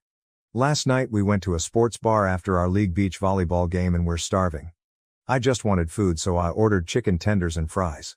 This dingy sports bar was having a snow crab special, which of course she wanted. I begged her to please just order something they couldn't mess up and she accused me of being so boring. Food came, her crab legs looked, smelled and tasted like they were rotting wax and of course she didn't want it and wanted my tenders. I finally stood up for myself and said no, she could send them back and order her own food. Cue massive fight. She accused me of wasting food, of not cooperating with her and not reading the room, whatever they meant. I told her that no, I was not doing it this time. She started crying and demanded to go home. I said no, I was so hungry I was eating my food. I think she got an Uber to a friend's house and I have not seen her since. I'm fed up. Is this breakup worthy and what should I do about this? Edit. We are engaged and live together. We also share credit cards and bank accounts. Top comments. Comment 1. She sounds insanely entitled and the mentality and temper of a 4-year-old. Why would anyone want to date someone like that? Comment 2. Because she's quirky and fun. Seriously though, she needs to act like an adult. Comment 3. I'm very Joey doesn't share food and if someone pulled this shit with me and expected me to let it slide because they thought it made them quirky and fun, I'd be gone. She sounds annoying AF, extremely entitled and also very slightly psychotic for expecting OP to go hungry. All because she's playing the part of a quirky, fun and adventurous foodie. I expect this has more to do with her testing his limits than just food, as evidenced by her blowing up when he suggested, quite logically, she order something else. It's like she wants him to suffer to prove how endearing he finds her. OOP. To be fair to her, I don't think she expects me to go hungry. In fact, I'll bet she's never noticed if I finish her meal or not. Comment 4. That's telling if she doesn't even notice. Makes you wonder what else she isn't noticing about you in the relationship. OOP. I don't want to sound like a crybaby because I have made a choice with her, but yes, I do more of the labor in the relationship. Comment 5. It's only quirky and fun if she eats what she fucking orders. I realize you already know this, but why in the hell should you have to give up your food because of her bad gamble? At the core of it, it sure seems like a, let's see how much of my bullshit he will indulge test. I would say no more would be the correct answer. You haven't seen her since. I suspect she'll be back in touch, and you can give her an opportunity to apologize, but that shit is unacceptable. She owes you an apology, and I sort of doubt you're going to get one. OOP. Your second paragraph was what I've felt for a long time put into words. Thank you. Comment 6. If she's the one labeling it quirky and fun, it isn't. I want to try something, but she needs to order her own food. Who pays the tab? OOP. I mean, technically we both do since we have shared credit cards and bank accounts. Update. Reddit. I don't remember the exact timeline of how things went down on Sunday as far me posting, but original was locked when she texted me at 6 p.m. telling me that I owed her a huge apology for the way I behaved at the sports bar and the volleyball game. I still don't know what that is about. I asked her where she was. She said she would tell me when I apologized. I said I was not going to apologize. She said she needed some time to think whether this relationship was right for her. I told her that I was just exhausted by so much of what she does that I couldn't do it anymore. She hung up and I haven't heard from her since. She hasn't even been by to pick up a change of clothes, so I don't know where she is. I canceled all my credit cards we shared and opened a new bank account and took half out of our share, but she hasn't taken any money out or used her debit card, so I guess I'm a little concerned since for all effect purposes she's disappeared. I'm not too worried now, but if I haven't heard anything by Friday I'll call her parents. I kind of think she's doing this disappearing act for attention. Relevant comments. Comment 1. Wait, so to sum this up, she ignored your reasonable request to order food she knows she'll like, publicly threw a fit when you wouldn't give up your own meal despite being warned that's what would happen, yelled, stormed out, and has been MIA for days. Over a meal? That she could have easily sent back herself. Holy drama, bruh. Like, wow. Bullet dodged, huh? Can you imagine a whole lifetime of ridiculous public tantrums over easily resolvable stuff? Yikes. OP. Well, the meal and whatever it is I did to make her mad at the volleyball game. Comment 2. Text her to pick up her things by X date or you will have it sent to her parents. I think she is doing this for attention, and all the more reason you were right to dump her. Tell her parents you broke up and she has not been in contact. Tell them that she did not tell you where she was, but could they check on her? Don't wait on that. The sooner you do this, the sooner you can get her out of your life. OP. Okay, I can do this. Probably a good idea. OOP made a final edit. Edit. I called her parents, they haven't heard from her either, and me calling them now has them worried because they thought she was with me. I'm going to drive her important things over to their house and wash my hands of her. Whatever happens to her is of her own making at this point. I faced police calls due to a classmate's misunderstanding about my bruises. Now, she must change classes and face the consequences. I, 19, am in a nursing program. We do a lot of physical exams on each other to practice, which involves wearing shorts and tanks. It's important to mention that I am permanently blind in one eye. I'm constantly running into walls, doors, railings, plants, people, animals, everything. As you can guess, I'm covered in bruises 90% of the time, on my blind side. In the course one day we were talking about signs of abuse and the teacher said constant bruising. I raised my hand and added that it's important to talk to the patient if they're an adult, before calling the police, as it could be something else. She asked for an example, so I rolled up my sleeve and explained that the bruises were from door handles of the school, which were varying colors and heights. She nodded and agreed. She said that with children, we call the authorities the moment we suspect abuse. With adults, we first attempt to talk to them, and if their reason seems valid, we don't call. The lessons continued, and about a week later, the cops showed up at my door. They told me they had received a report that I was being physically abused and always covered in bruises. I explained my disability to them. They checked my home, talked to my family, and found no further signs of abuse. When I asked questions, they told me they got my address from the university because they take abuse seriously here. When they talked to the university about me, the university was very concerned and just wanted to help me.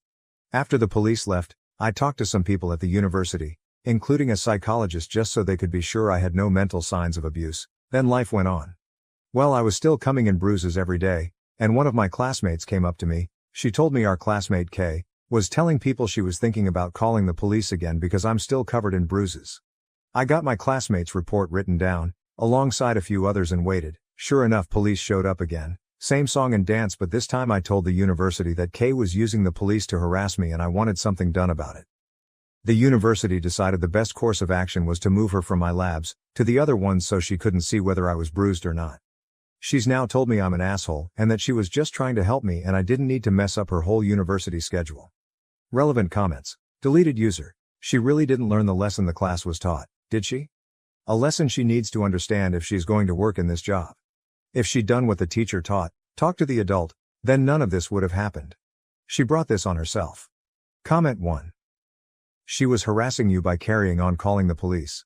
Once can definitely be out of concern, but after everything was checked out and you were safe, she decided to continue, so it's totally on her. OP, I was fine with the once, it's okay, people make mistakes, but after the second time I wanted to make sure it'd stop. Comment 2, I'm not blind in either eye and I'm also always bruised. My legs and sides always have a big purple knot somewhere. It's a daily occurrence. Multiple doctors have said it's not a medical issue. I just have terrible spatial awareness for where my body is. I run into door handles, my work desk, and counters. I get my clothes caught on stuff all the time. It's entirely my own lack of attention and clumsiness. Comment 3, Kay knew about your disability and literally learned in class about talking with the patient before reporting. Additionally, Kay could be a serious danger to her patients if she did this with a DV case. The abuser may escalate when confronted by police, which can create a dangerous and potentially deadly situation. Comment 4, Kay found out the consequences of 1. Not believing you, and 2. Not minding her own business. She needs to learn to rein that in, or she's not going to keep a job as a nurse with assumption-making skills like that. Comment 5, genuine question. How do you get bruised almost every day? Do you have low sight in your other eye as well? Do you wear eyeglasses? I'm blind in one eye as well, by birth. I'm short-sighted, but I rarely get bruised running into things. I usually sprain my ankle due to not noticing unlevel ground or hit my toe on the wall corners due to blind spots once or twice a year, but the peripheral vision and the angle at which I turn my head to keep my eye at center is more than enough to not bump into things so frequently. OP, I'm nearsighted in the other eye. Stuff on my left side is just impossible to see. Glasses get in the way of some of my peripheral vision. Keeping my head turned too long causes stiffness in my neck, and I have to be able to turn my head fast and quick. As I said, well, I get bruised a lot. It doesn't interfere with my job. It's something I've grown up with. And I bruise easily. I don't bump into anything at home, but in the outside world I do. Comment 6, I ask this as a nurse, and I mean no disrespect, but are you sure that nursing is the best field for you given that impairment? OP, yes, I love helping people, and I'm fully capable of the job. I'm the only one who ever gets injured in my daily life, lol. And it's typically because I'm not paying enough attention to my surroundings and don't notice something new and trip on it. Update 1. Okay, so, I'm blind in one eye, I run into random stuff if I'm not paying enough attention, I'm covered in various bruises, showed this during class while talking about abuse and how we have to talk to adults before calling. Girl decided to call the cops on me twice claiming I'm abused, resulting in me forced to go to counseling, talk to therapists, police, etc. until everyone was assured I wasn't abused. So anyways, it's been a bit since that post and I have big updates on her. I called her Kay in the other story, so let's stick with that. So anyways, I had previously gotten her removed from my labs. We still shared class, not lab. I figured everything was fine now and she'd leave me alone. But I was wrong. Not only was she spreading rumors that I was abused, but she called the cops again. Apparently more than once, as the other 2 times the cops said they had a report of abuse. This time they said reports. When I asked how many reports, they said that it was multiple people. So I don't know if others in class called or she had her family do so. I just don't know. They couldn't tell me who called due to privacy when it comes to reporting, to try and make sure abusers don't attack the reporters. Apparently my university had attempted to stop them when the cops spoke to them, but the cops had to check anyways, so they came after talking to the university anyways. And again we did the same song and dance. I told them I felt like someone was using the cops to harass me. And the cops took this. They said no one would show up again. And anyone that calls would now have their name taken down, and if they call after being told not to, they'd be charged with harassment. Well, that was about a week ago, and someone continued calling, tried to claim a different name, didn't realize they record phone numbers as well. So there's your update on Kay. She called again, and again, and again until it got her charged with harassment as well as misuse of police resources. Not certain what's gonna happen going forward or if I'll be called to testify. I'm not certain what's happening, but I haven't seen her since I was informed that she's still called, which I found out from another classmate. Relevant comments. Deleted user. What's the school doing about this? Is she getting expelled for harassing you? OP, seeing as she's probably ending up with a criminal charge, she will be expelled. Comment 1, you're not just protecting yourself. You're protecting the patients she might have had in the future. She's got big issues. Comment 2, this really pisses me off. My toddler has von Willebrand disease, so her blood doesn't work the way it should. She is so covered in bruises all the time that she looks like a Dalmatian. She also has paper-thin skin, so she has many cuts in a day. One day she even got the corner of her eye open from the corner of a pillow. Last summer we got a call from the CPS, someone called them that we are beating our child and that they have seen it. This is not true. And if you really saw a parent beating their 1-5-year-old child, wouldn't you stop it when it was happening? Not called a week later. Best part was that we weren't even in the country when the beating took place. Someone was just mad because we have been renovating our house and the noise was too much for them. Pure harassment. Comment 3. I read your other post and was glad to find this update. While I agree Kay is definitely in the wrong and needs to have the consequences of her actions. Hopefully not being a nurse is one of them, since she seems unfit for it. I really came here because I was so upset about how people were saying you shouldn't be a nurse because you are blind in one eye. My brother is blind in one eye. Actually, he has had a prosthetic eye since he was a kid. He has been a nurse for more than 30 years. ER nurse, cardiac surgery nurse, trauma unit. He's done it all while having no sight on one side. People that say you can't be a nurse need to F off. They are narrow-minded AHs. Also, my brother rides a motorcycle and has done since he was a teen. Do what makes you happy and F all the rest of them.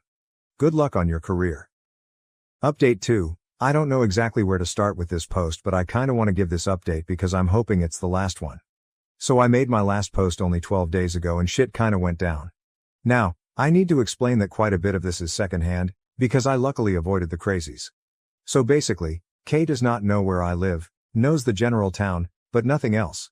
I did invite one girl in our class to my house to work on a project. She was the only person other than the university that knows where I live. Kay knows this, because her and girl who Emma call Lily, are kinda not related. Lily's cousin is married to Kay's cousin, so they knew each other prior to the program but not really well, and Lily is also the one that told me about Kay still calling even after the police promised me they would not show up again. Which they haven't, they just started taking down the numbers and keeping track of who called, when, and did they call after being told not to. So basically, Kay knew me and Lily were paired up for the project, knew Lily came to my house, did not know where the house was, or what it looked like, just that it was in a town X kilometers away from where they were. They also knew the town name via Lily's mom, so I got warned by Lily that Kay's mom was going to try to find me to get me to drop Kay's charges. I'm not the one charging her. The police are. I have not pressed any charges despite some people saying I should get a restraining order. Lily warned me, and I hid in my house and did not leave until Lily told me that Kay's mom had returned home. Kay's mom then proceeded to harass Lily in an attempt to get Lily to give Kay's mom my address so she could knock on my door instead of driving around aimlessly hoping to spot me. Lily refused, and deleted all text between me and her to ensure that even if Kay's mom stole her phone, and somehow got past the password, that she would never get my address. Lily then informed the university of the situation, and had proof via text, that the university had her print off and give to them, and the police. The university's security are now watching for Kay's mom's car, and Kay's mom. Security is informed that if and when I'm at school they are to escort me to and from my car. My car is also to be parked near cameras, by order of the university, until the situation dies down. Luckily I'm at clinicals and not anywhere near the university. Kay was kicked out before clinicals, so has no idea which clinics the students are at, or which I'm at. Had she stayed in longer, she'd have a literal list posted to the class page, about where I'm at, and where in the building I'm at. Kay's family apparently was informed by the police that any attempts to contact me would be harassment, so says Lily. Can't guarantee, but yeah. I kinda don't know how to feel. The next time I have to go to the uni is for exams in like 3 weeks, so hopefully Kay's family doesn't hold on to this that long. Until then I'm safe in a building filled with security, locked doors, and places to run. The placement was also informed about this situation and with pictures from Lily, who's at a different placement, are watching for Kay's family, and has banned them from the premise in advance. So yeah, if this goes no further I won't update anymore, but if it gets worse I guess I'll update after my exams and the HSI. Wish me luck because I'm gonna try to not stress too much about the K situation and focus on my finals and HSI, instead of that, but don't know how that go. Hope y'all are enjoying my mild suffering and it entertains you, even if only a bit, so that some good can come from this situation I can't believe I'm in right now.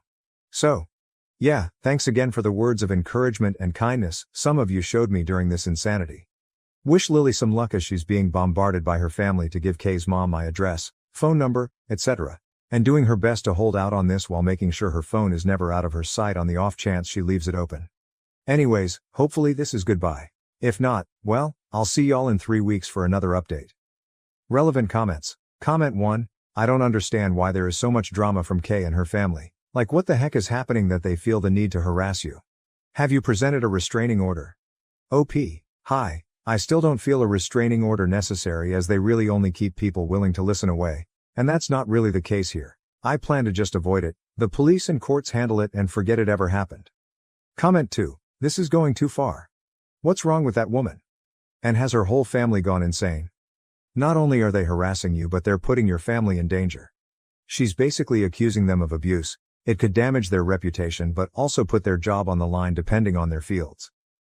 It's good that they are providing you with security but it's still not enough. Lily won't possibly be able to warn you every time that woman goes out of her house. In case she eventually finds your house and comes to threaten you, you should probably get cameras for your door to record everything. When you say she was kicked out, do you mean the school? Because I really hope your university realized how unhinged Kay's behavior has been and how unfit she is to start a career in this field. Not only does she lack common sense but she's also acting in a deranged manner. Targeting someone like that is not acceptable, especially not under the fake pretense of trying to help. Had you really been a victim of abuse, you would have probably been even more traumatized by this situation. OP. Hi, so yes, my house has cameras already, and Kay has been removed from school due to pending charges, and should they fully go through she will never come back. Her access to everything has been suspended and she's basically already expelled. They are just awaiting charges to go through before they actually push the expulsion through. My mom tried to force a reconciliation between my sister and me, but it backfired. Now, I don't know if I want her in my life anymore. I started dating my brother's best friend when I was 16. We were together until I graduated high school when he proposed and I rejected it. There was a lot of drama, with my family asking me to reconsider because we could have a long engagement, or make a promise to reconcile. My relationship with my brother, 36, suffered for a while, but the one with my sister, 32, never recovered. She was sure my ex was the best fit for me and became unbearable when she started dating my ex's brother. My ex was invited everywhere by my siblings, even to some family holidays, but I didn't say anything since he was their friend too. That is until my sister started to push for us to get back together. My sister did everything from trying to get us on blind dates to making us share a room during holidays. No matter the occasion, my ex was invited to it. After a while I had enough and asked my parents to intervene. They were clear with my siblings and stopped inviting my ex to things or allowing him to tag along so much. It was slightly better, but while my brother backed off, my sister didn't. It all came to a crash when I met my husband during a semester abroad. He was from another university but the same country and we just clicked. It was magical for me and we got engaged after dating for a year. My family was very happy for me, except my sister. She kept insisting I was in the honeymoon phase and will grow out of it. I clearly didn't, and after many, can't express enough how many, fights and attempts to reunite me with my ex, I simply let her know if she pulled anything again I will stop talking to her. What does she do after that warning? Makes me her MOH and requests I spend all my time with the bridal party, aka my ex, and sets one of her friends as my husband's date. We didn't realize until we were at the reception and the poor girl tried to make a pass at my husband. My sister said that since we are not married it was okay to explore things with other people. I left the party and the next day spoke with my parents and brother, explained that while I won't make them choose I will not talk to my sister ever again, and if they try to fix stuff between us I will simply cut contact with them too. My mom was devastated and tried to negotiate, but my dad and brother said they would respect my decision, and apart from 2 attempts from my mom I haven't spoken, written, or anything with my sister in the past 6 years. My sister has tried everything to reconcile with me. From gifts to tantrums, but I simply don't talk to her at all. If we are at a family event or dinner I simply act like she doesn't exist. At first she made snarky comments or tried to create drama, but since nobody backed her up she gave up. She did have a meltdown when she was informed she was invited to my wedding but would not be part of any preparation. My brother says he feels guilty for going along with it for so long, and his relationship with my ex has suffered since my ex. They still talk but they are not as close anymore. The issue. My mom's birthday was a couple of weeks ago and I finally announced we are expecting our first child. This is not the first grandchild but is the first granddaughter. Everybody was very happy except my sister. My mom noticed that and asked me for tea the other day. My sixth sense told me not to go, but I wanted to be positive. The first thing I noticed when I arrived was my sister's car. Then as I entered the door there was my sister, her husband, my ex and my ex-male. They wanted to have an intervention since my childish tactic has gone for so long. My ex said that he was just trying to be romantic but he understands I couldn't appreciate it. His mom said I was just hurting my sister for wanting the best for me and she apologized already, so I need to forgive her. I was just sending texts to my family. dad, brother, husband, and looking at my mom in disbelief. My Bill had the balls to tell me I was a hurtful person and I need to learn how to act like an adult since I'm having a baby now. Then my mom began reading a letter about how hurt she was that her daughters weren't close, how my sister was wrong but she was well intended, etc. Then my sister read her letter and began crying and telling me basically another version of what the rest did. I said nothing to anybody, just sat there until my brother arrived. He was angry beyond anything I've ever seen before. He grabbed my stuff and told them all he was really disappointed and disgusted. We went outside and sat in his car until my dad and husband arrived. By then I was just sobbing and he kept saying sorry. I am unsure what happened there, but I sent everybody, except mom, an email with my lawyer's number info attached and stated I don't wish to be contacted by any of them ever again, and if they do I will go to the police. Nobody has contacted me, but I know from my dad my mom and sister are hysterical. They told him they hope to repair things and for my sister to be able to be in my baby's life, maybe possibly being a godmother. My dad is staying with my brother at the moment. They support me but some others in the family don't. I've even had mutual friends call me since they are worried about my sister's well-being and asking me what happened since she is now going by the narrative that my husband is keeping me away from my family. I hate having my business in public, but I did go the public route and posted a long FB post about everything that happened. Sister, Bill and X are being dragged, which even if it wasn't 100% intended I feel is deserved. Now, my mom has been inconsolable, which does make me feel bad but not as bad as she made me feel with her little intervention. I agreed to have a talk with her a couple of days ago and laid the ground rules for any possible future interaction, including therapy, family therapy, clear boundaries, no sharing information about me with my sister, and separate holidays. Most important, if she ever pulls anything like this again she will for sure be cut off. She feels this is too much but is willing to do it. She thought it meant immediate access to baby news and it is all solved, but I told her it is a process and she needs to prove she has improved. My dad and brother refuse to talk to my sister and they keep apologizing for not stopping it earlier. We've forgiven them since they were able to move on and grow. My husband supports whatever I decide, but my MIL is unsure cutting my mom's access to her granddaughter is the way to go but says it is ultimately my decision. I am torn about what to do with my mom. Relevant comments. Commenter: what is their logic?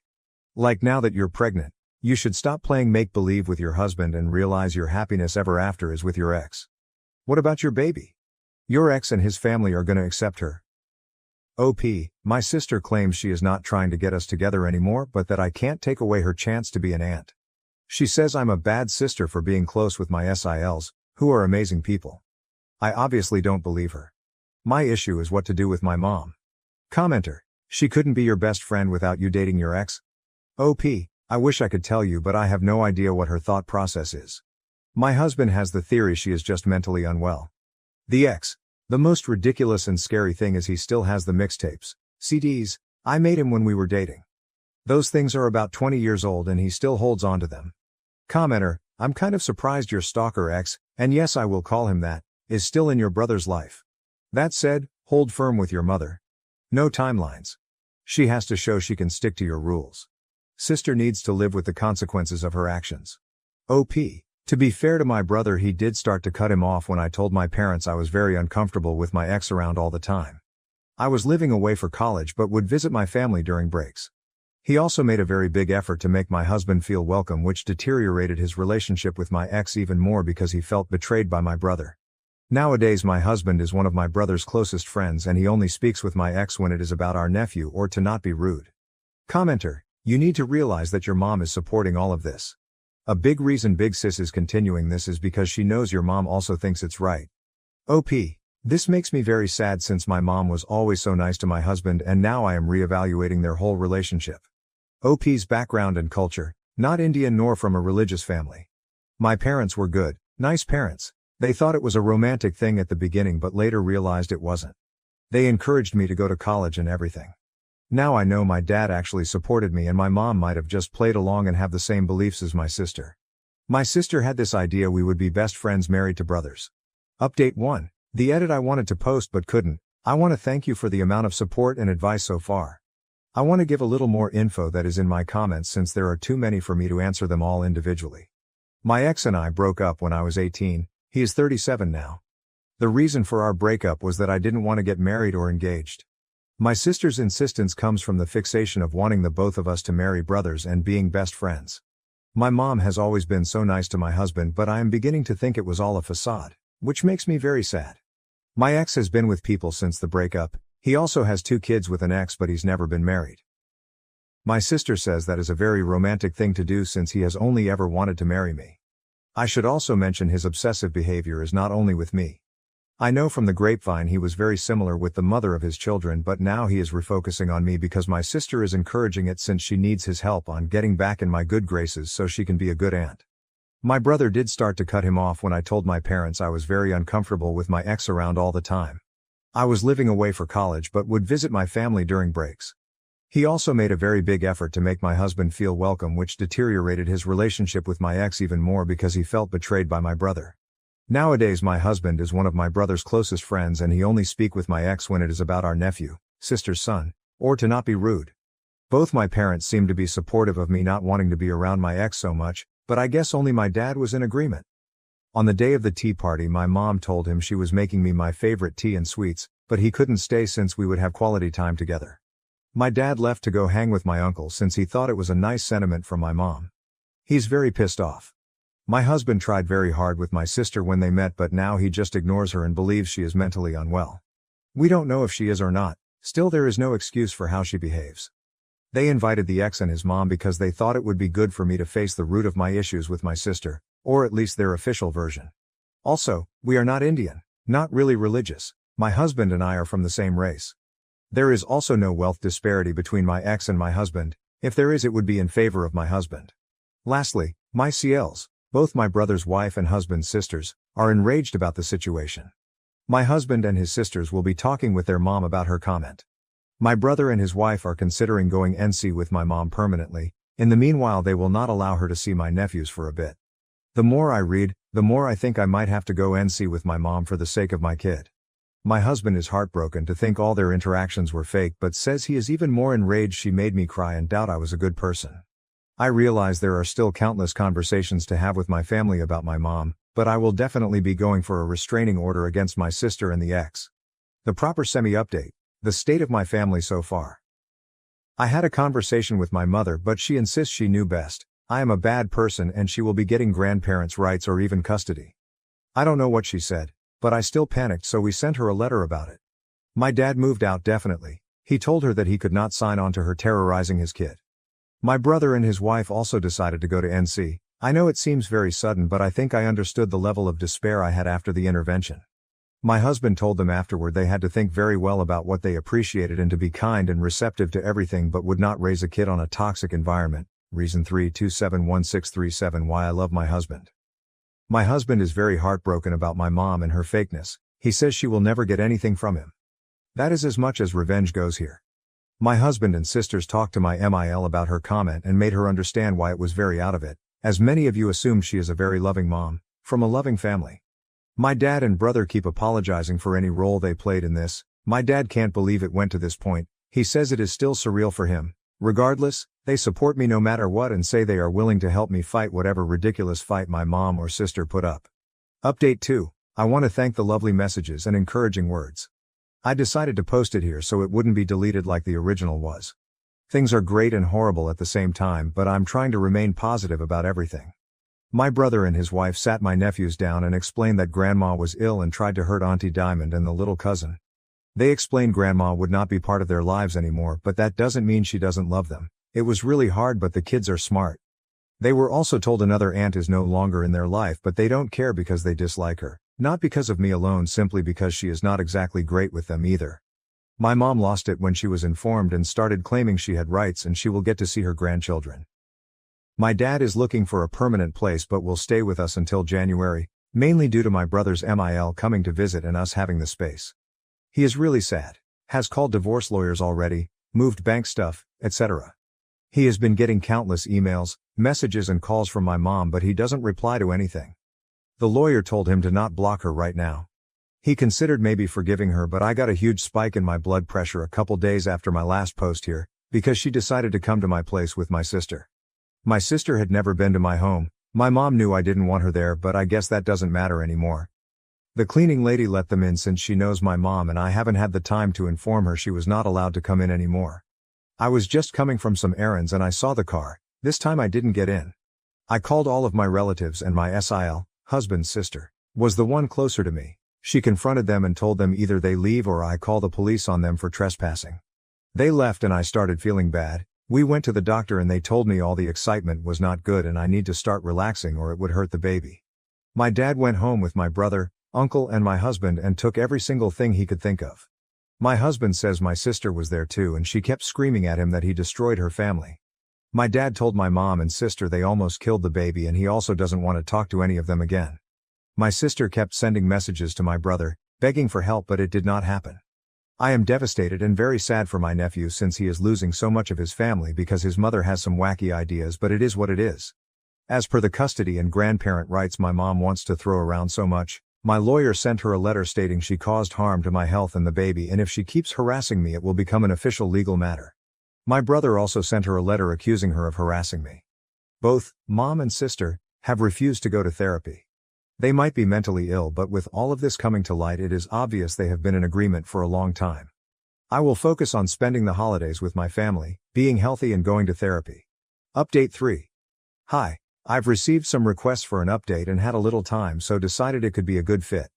I want to thank you from the bottom of my heart from your comments, messages and every advice because I feel we owe you for being even more paranoid than we were being. A couple people asked me what method we used to know the gender of the baby. I announced it after 20 weeks. The reason for waiting so long is we have experienced a loss in the past, which we were preparing to announce when it happened, and we wanted to be sure and have a safe feeling about the announcement. Also, we were naive enough to think it would be special for my mom. And you were right, after posting I handed it to my husband and he read your messages, comments and advice for some days. We swiped the house and thankfully found nothing but felt extremely unsafe so we went to a hotel with my dad. But then we realized there was a tracker on my fur baby's vest. He is a very small dog and gets cold a lot so he has a funny vest. Never in a million years would I have thought of looking there, but we discovered the tracker when my dad walked him around the hotel area and my sister came and asked him about me and reconciliation. I was really upset so we decided to move. Thankfully we can afford it.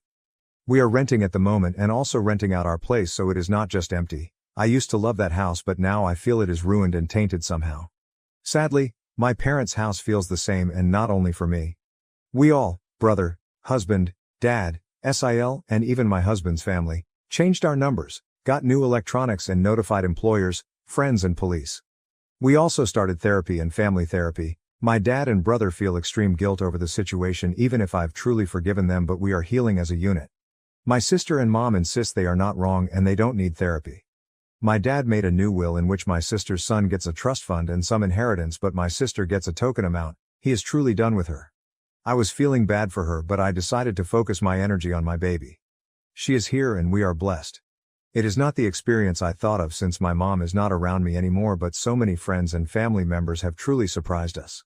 By the end we were so paranoid we started testing some people we were unsure of telling them I was going into labor. It worked like a charm. We discovered who was still feeding info to my mom and sister and cut them out. The rest understood when we explained the reasoning.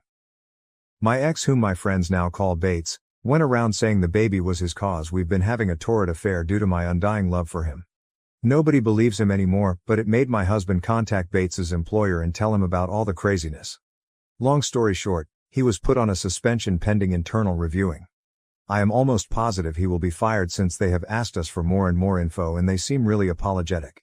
My mom has tried to find us but all the people that know of our location have gone NC with her. My dad's lawyer sent her a letter stating that due to her instability all correspondence will be through lawyers now. It has been us and my dad because I felt so bad for him being alone. He has promised he will be fine and nothing is my fault but I still feel awful. He has been the best babysitter, feeder, diaper changer in the universe. My nephews are loving as always and my dad even got a visit with my sister's son. It came about because she kept making videos threatening to hurt herself if my husband didn't stop alienating her family, so my dad emailed her about seeing her son and told her he would call the police about her threats so that seems to have stopped it. Lastly, someone brought up Bates's false hope. It can't be further from the truth. I spent years uncomfortable because I thought he would move on, then after I spoke up and then met my husband I spent such a long time fighting my sister about it. I had a very long engagement which is why I married after my sister. I still love my mom and sister, but I choose a healthy life for me and my family over that love. I have discovered a lot of loyalty, love and compassion through this whole thing. As strange as it may seem, I feel lucky it all exploded. Hopefully it is not much of a ramble. Big hugs from me. Update 4. We officially moved into a new house, with my dad moving into the guest house. We had many discussions both in and outside therapy, and we decided that while it would be good for him to be with us, we all still need our space. We are still renting out the old place and will be deciding what to do later.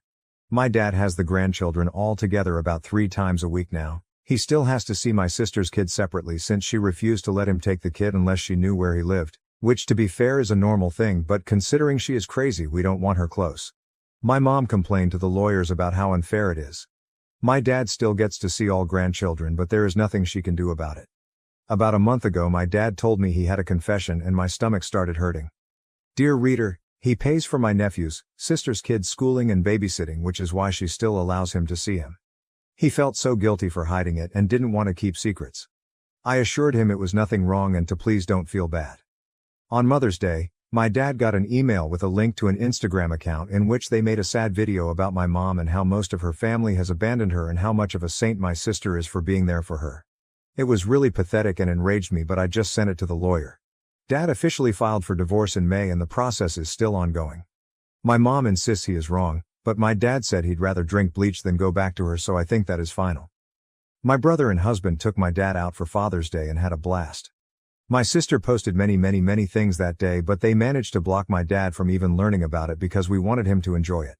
They also did a camping trip with the kids, aka went to a hotel, got a suite and put a tent in the middle area for the kids and a little tippy for the baby.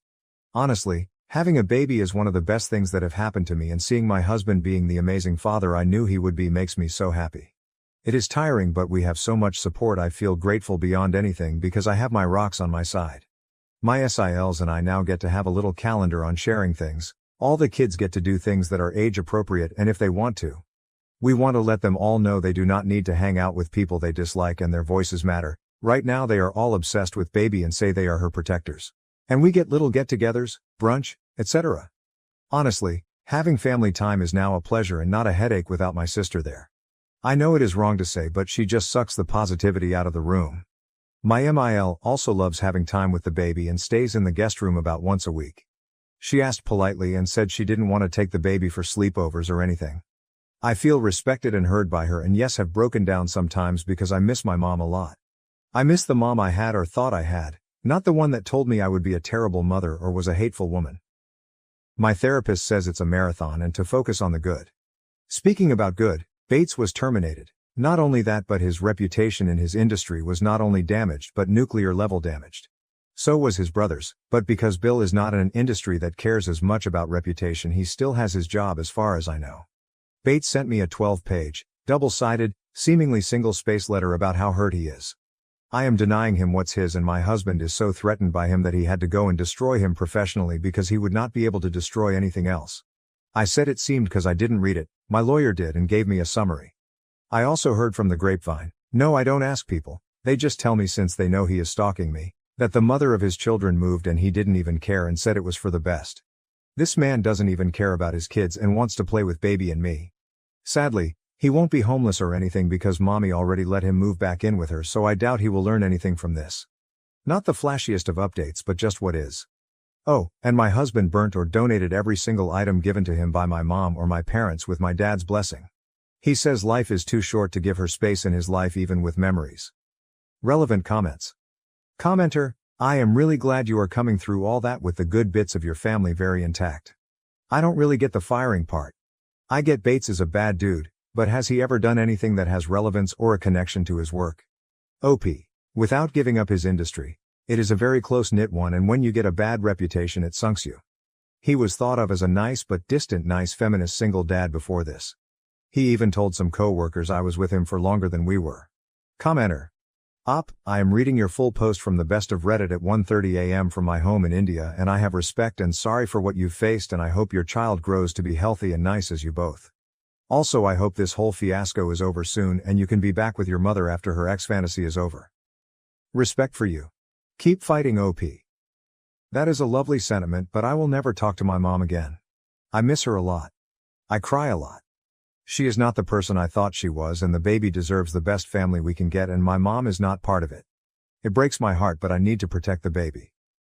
OP comments on the second Boru post. I came to check the comments since Tequilitas told me the sub was full of nice people but so many snarky ones. I won't give more identifying info, but Bates is supposed to work with vulnerable people, which is why my husband contacted their employer. As for the money thing, we all come from well-to-do backgrounds for saying something, so I never thought he would suffer for money, but he also will never learn anything. New update. I have some updates for you, but first I want to thank you for all your comments and messages. Every time I log into this account I am bombarded by mostly positive things and I appreciate it a lot. I am unsure if anybody will read this, but for those who want updates they are mainly good ones. With that out of the way, let's get to it. My parents are divorced now, after many fights and tantrums from my mother. She kept the house and got a bulk payment, but that is it. My dad is like a new man and we are all so happy for him. A little throwback. When all the drama happened we did not fire our cleaning lady.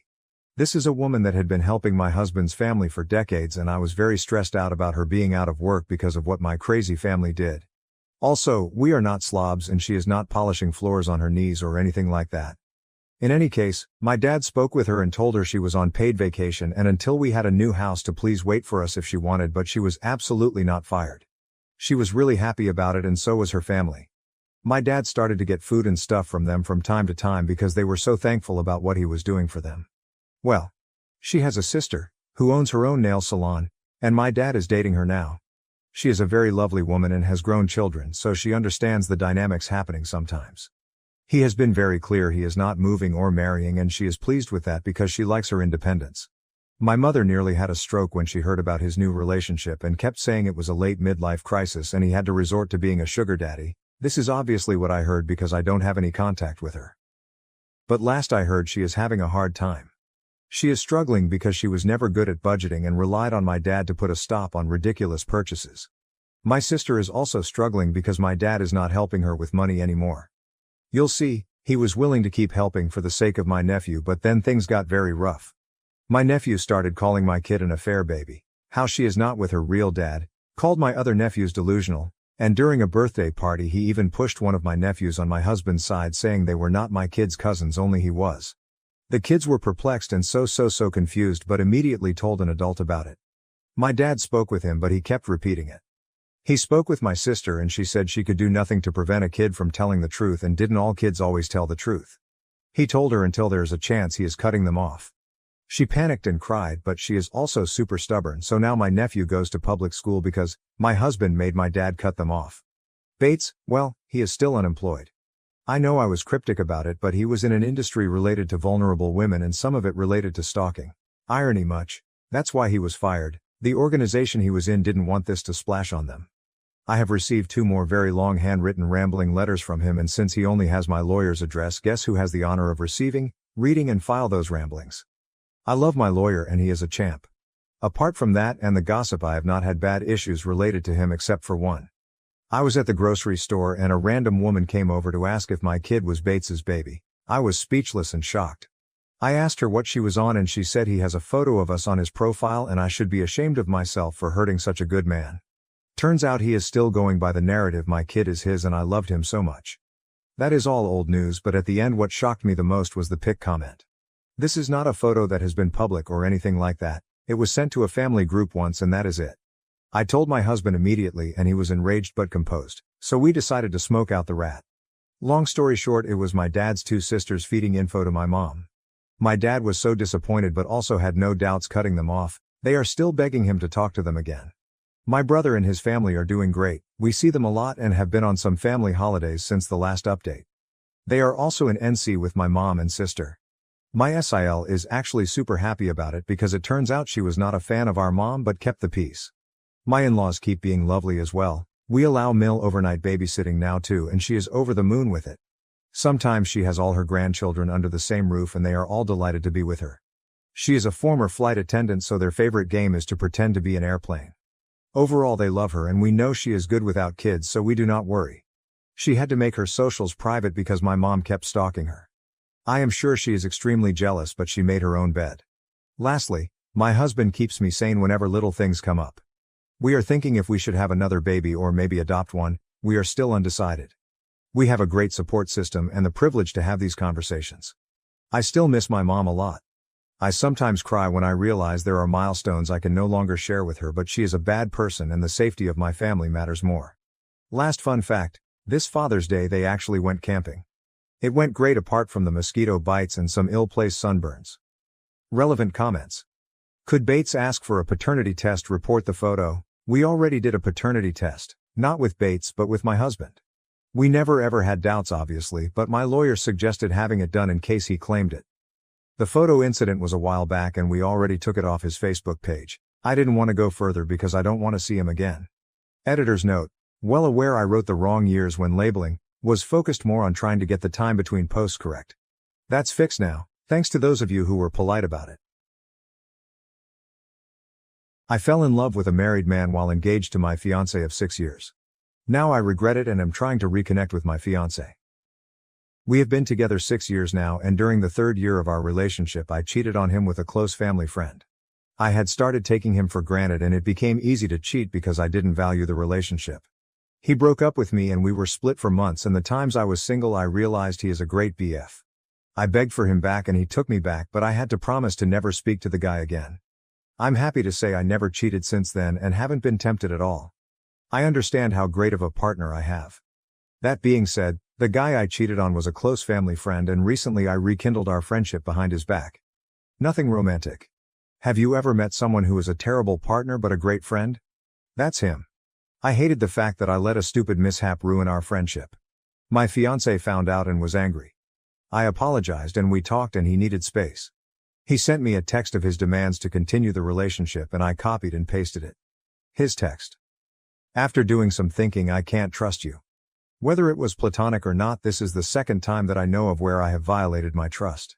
The hardest part isn't this, but now I have to wonder how many times have you violated my trust or done something behind my back that I just don't know about.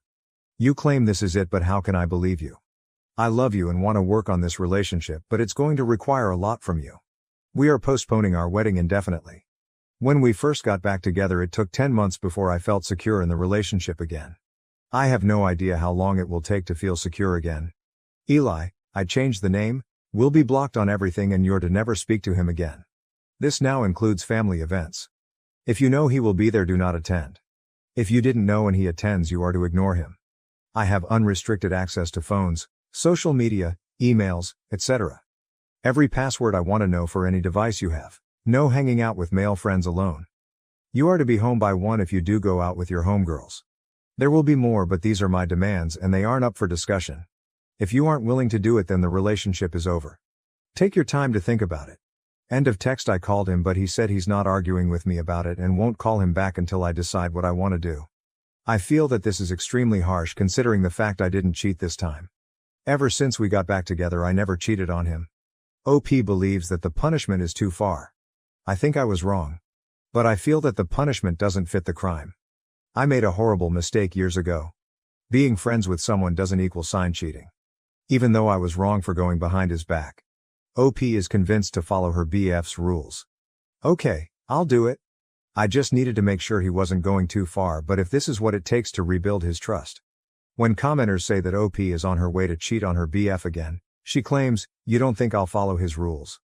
Good thing I don't let people tell me what I can't do. I'm going to be laughing when we work through this, get married and have kids." Update 1. We had a really great conversation and he was vulnerable and said it made him feel like I didn't value him. He was crying and it really hurt me to see the pain I caused him. He told me that please let's not go forward with this unless I can promise that I won't go behind his back again because he can't go through this pain again. I told him that I promise I will never hurt him again and will always be honest and upfront with him now. We talked about the rules and he said they will be temporary and will be adjusted when we go to couples therapy. Now it's time to put in the work to repair the relationship. I know it will be a lot of work, but I'm prepared. Update 2. So next month I'll get married this fall. I was with an amazing guy and we worked through a lot of issues together. I thought I loved him and I think I still do, but not in love with him. About 3 months ago at my job, we got a new coworker who is very handsome and extremely attractive. I mean, I have never been so physically attracted to someone in my life. We started to deepen our friendship, but romantic feelings came. I repressed mine, but to my surprise he confessed his feelings to me as well. I told him we gotta think about our spouses, but our feelings continue to grow. He told me he stopped being affectionate with his wife because he feels like he is cheating on me when he does that. He only wants to be affectionate with me. I've started doing the same thing and haven't been intimate with my partner. The big thing is a lot of people will be hurt when this comes out. He can't divorce his wife right away because of finances, but he will as soon as possible. I have to call off the wedding, but I really don't want to hurt my current fiancé. When asked about her previous infidelity, OP says, I have cheated before and I'm starting to realize it's because I didn't understand being in love. With the guy I'm seeing, we both aren't romantic with our current partners. I don't want to be with anyone but him. Also, he's going to divorce his wife. We have a plan for when his finances get straight. How is she justifying this affair? This is completely different. The first time I cheated was because I was selfish. This time it was because I fell in love with someone else. I didn't choose this. No one picks who they love. This whole experience has taught me how complex love is and that I've never been in love before. This is so hard on OP. That's not fair. I didn't want any of this to happen. It breaks my heart that I'm going to have to call off the wedding, but he's a great guy and I'm certain he will find someone else. I wish I loved him or didn't fall in love with someone else. Because life is more complicated than that. I don't want to hurt him and have been thinking, the best way to tell him. You guys act like this doesn't hurt for me too. You guys are not being understanding or empathetic. When commenters tell OP she's gullible about the married guy, she keeps emphasizing, I'm going to tell my fiancé. But we can't tell the other guy's wife yet. He's trying to get his finances in order first. Update 3. I took everyone's advice and decided to end things with my fiancé. This was the hardest thing I had to do in my life. I know you guys think I'm a terrible person, but this is an unimaginable situation to find yourself in. I want everyone to know how much this hurts. I really wish I didn't fall in love with someone else. I wish I could make myself fall in love with my fiancé, but I can't. It took me so long to accept this. I hope you guys can understand that I can't convey this enough, that I care about my ex-fiancé. I know this will be best for both of us, even though it's hard right now. When asked if OOP told her ex-fiancé the truth, she says, I didn't lie. I told him the truth, that I fell in love with someone else. I told him I still care about him. I keep telling you all that I care about him and would never use him as backup. He's a great guy and there's a woman out there who will love him and be lucky to have him. There's no reason we both can't be happy. When commenters tell OOP that there is no way the married man is going to leave his wife for her, she says, he is going to divorce his wife. Unfortunately, divorce is extremely complicated, but he said he will keep me updated. It's not just finances but a lot of other legal stuff. Since I wasn't married yet, it was easy to end things. For him it's a lot more complicated than that. When commenters continue to call OOP gullible, she says, no, I was very clear in our conversation today that I want this figured out by the end of the year. That's plenty of time for him to figure out finances and legal stuff. That way by 2025 we can just focus on each other. Update 4. I realize I treated my fiancé horrible and received my karma. My coworker and his wife are getting a divorce because she found out he was cheating with multiple women. Plural, he's a disgusting animal. He lied to me and others pretending that we were the only ones. I ended things with him. I'm glad he's been exposed. Now, regarding my ex-fiancé, I've taken the time to reflect and realize he's actually my true love. I hate that I hurt him. I reached out again to him, but he said he will always love me, but he's done with me. That was painful to hear. I just can't get over what my coworker did in destroying multiple relationships, including mine. It's painful to see and experience. Edit. I wasn't clear, but I take responsibility for my actions. Just because I'm condemning his disgusting and manipulative behavior doesn't mean I'm justifying my actions. My actions were horrible, but I've learned from them. My love for my husband has been gradually dying since he forced me to choose between an open marriage and divorce. My husband, Leo, 34, and I, 30, have been together for 7 years, married for 4 of them. We don't have any kids and we don't intend to. 2 years ago, Leo asked me for an open marriage. I was devastated at the time. I couldn't understand why he didn't just want me. I couldn't even comprehend the idea of sharing him either. He gave me the same song and dance a lot of men give their spouses, swore up and down that he loved me. I just wasn't fulfilling his needs. He needed more than what I could give. It was just to spice up our life, it was just sex, etc. I did ask if there was someone else. He said no. To this day, I'm still not sure if I believed him. But at the time, I was angry and hurt and said no. He pestered me to change my mind for a week before giving me an ultimatum. Open marriage or divorce? I chose an open marriage. I just couldn't bear the thought of him leaving me at the time. We have rules. We can't bring any partners home. We have to get tested for STD every 3 months. One weekend out of the month must be left free for us time. Any money we spend on with our partners must come from our personal accounts. I didn't partake in the open marriage myself for the first 3 months. Leo obviously did right away. He seemed to be gone or out late almost all the time, but he always acted so happy and loving towards me while I felt like I was dying inside. It killed me to think he was sleeping with other women, and I felt so lonely and unattractive and not good enough. I told my sister, Katie, 26F, and a few close friends everything. Katie told me to just play his game and be part of the open marriage too. If he can sleep around, so could I. I honestly didn't have much confidence in myself at the time. I'm a bit overweight and I've never considered myself conventionally pretty. I was afraid this would just humiliate me further. Katie and my best friend Jessie, 30F, set up my online dating profiles for me. I got so many matches that it was overwhelming. When I told Leo, he was surprised, but told me to do whatever I thought was best. Jessie helped me choose my first date, and I actually had a great time. He didn't pressure me for sex and took me out to drinks and dinner. We did have sex eventually, but it was all just casual and we didn't see each other after a couple months of casual dating. That first guy really made me feel more confident in myself. So I kept going on dates with men. A lot of them wanted to treat me, so I didn't have to spend much of my own money. Not only that, but some of the men have given me the best sex I've ever had in my life. Almost like the kind of sex you read in romance novels. It's been amazing. I am currently seeing 2 different men, alongside Leo. One, Mark, 38M, is more of a steady boyfriend I've been with for about 6 months, and the one, Steven, 25M, is very casual, mostly just hanging out and sex. They know about my open marriage, other relationships, and are fine with it. My husband has not been so lucky. In the beginning, he definitely was. He was always out and about and didn't seem to care even when I started dating too. But now he just complains a lot and hasn't been going out much. He whines about how he's usually the one spending money. A lot of the women he tries to be with want an emotional connection before sex. He often wants to be with younger women, but they want younger men. He's also been upset that I go out with random guys so often while he's at home alone all the time. He hasn't asked to close the marriage yet, but I feel like he will soon. He keeps saying he misses us and wants to spend more time together. He tried to initiate sex a lot more too. He wants to go on dates and go on vacations and all that stuff more and more, and he gets upset when I tell him I can't because I've already scheduled to do stuff with my partners, mostly Mark. Honestly, I don't think I love Leo anymore. I care about him, but I just don't love him. I'm not saying I love Mark or Steven, but I honestly feel closer to Mark nowadays than I do Leo. Mark makes me feel comfortable and safe, and I love spending time with him more than my own husband. Steven is funny and sweet and really good at sex. Katie and Jessie have been wanting me to divorce for a year now, but I was afraid of hurting him and thought I still loved him. But I think my love for him died when he asked for this open marriage in the first place.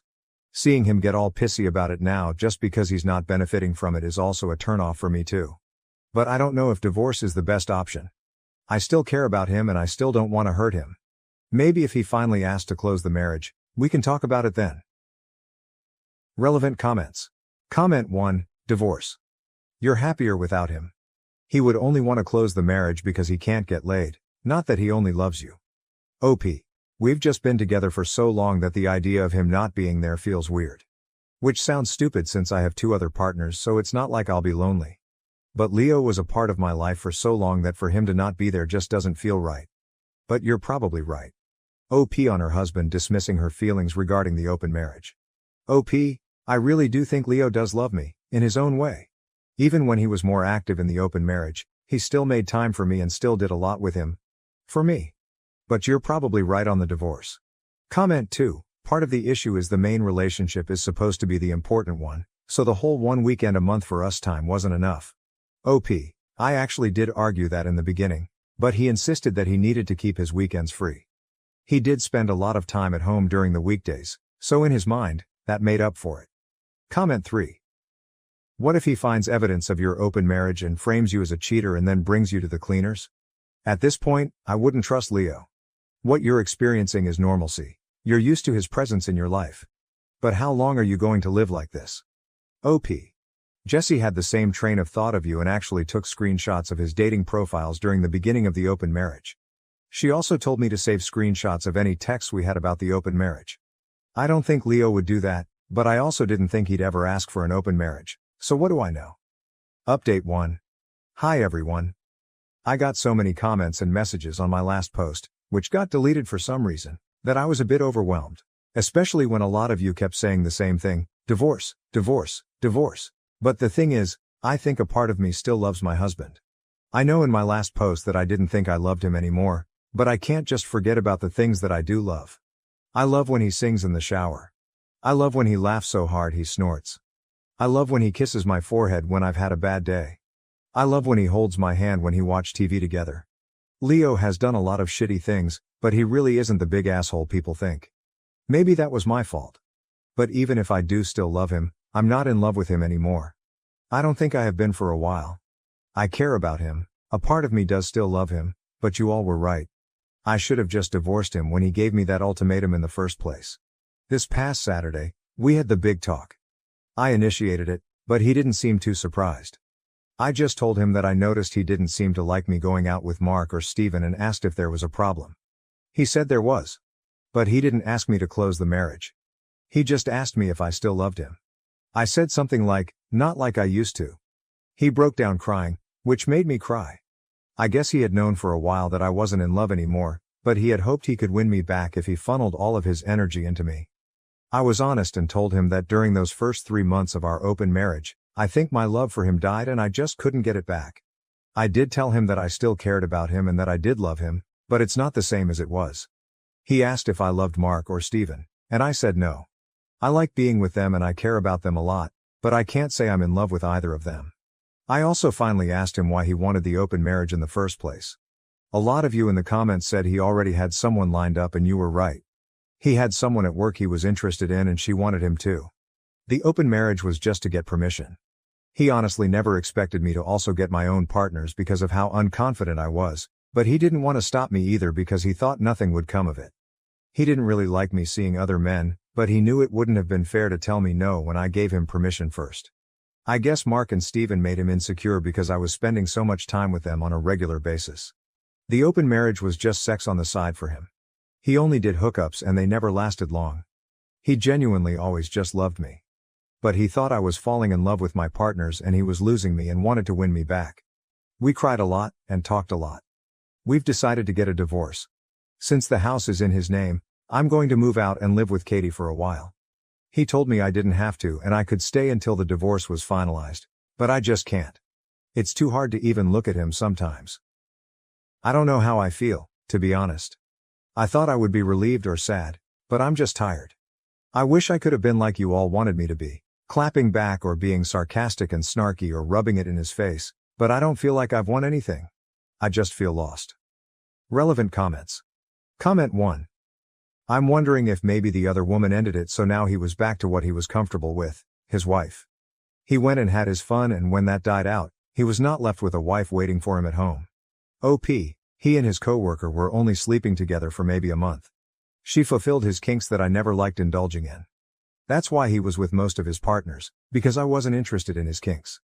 Comment 2. He stepped out of this marriage first and tried to have his cake and eat it too. The thing with open marriages is that you can never count on how emotions will change.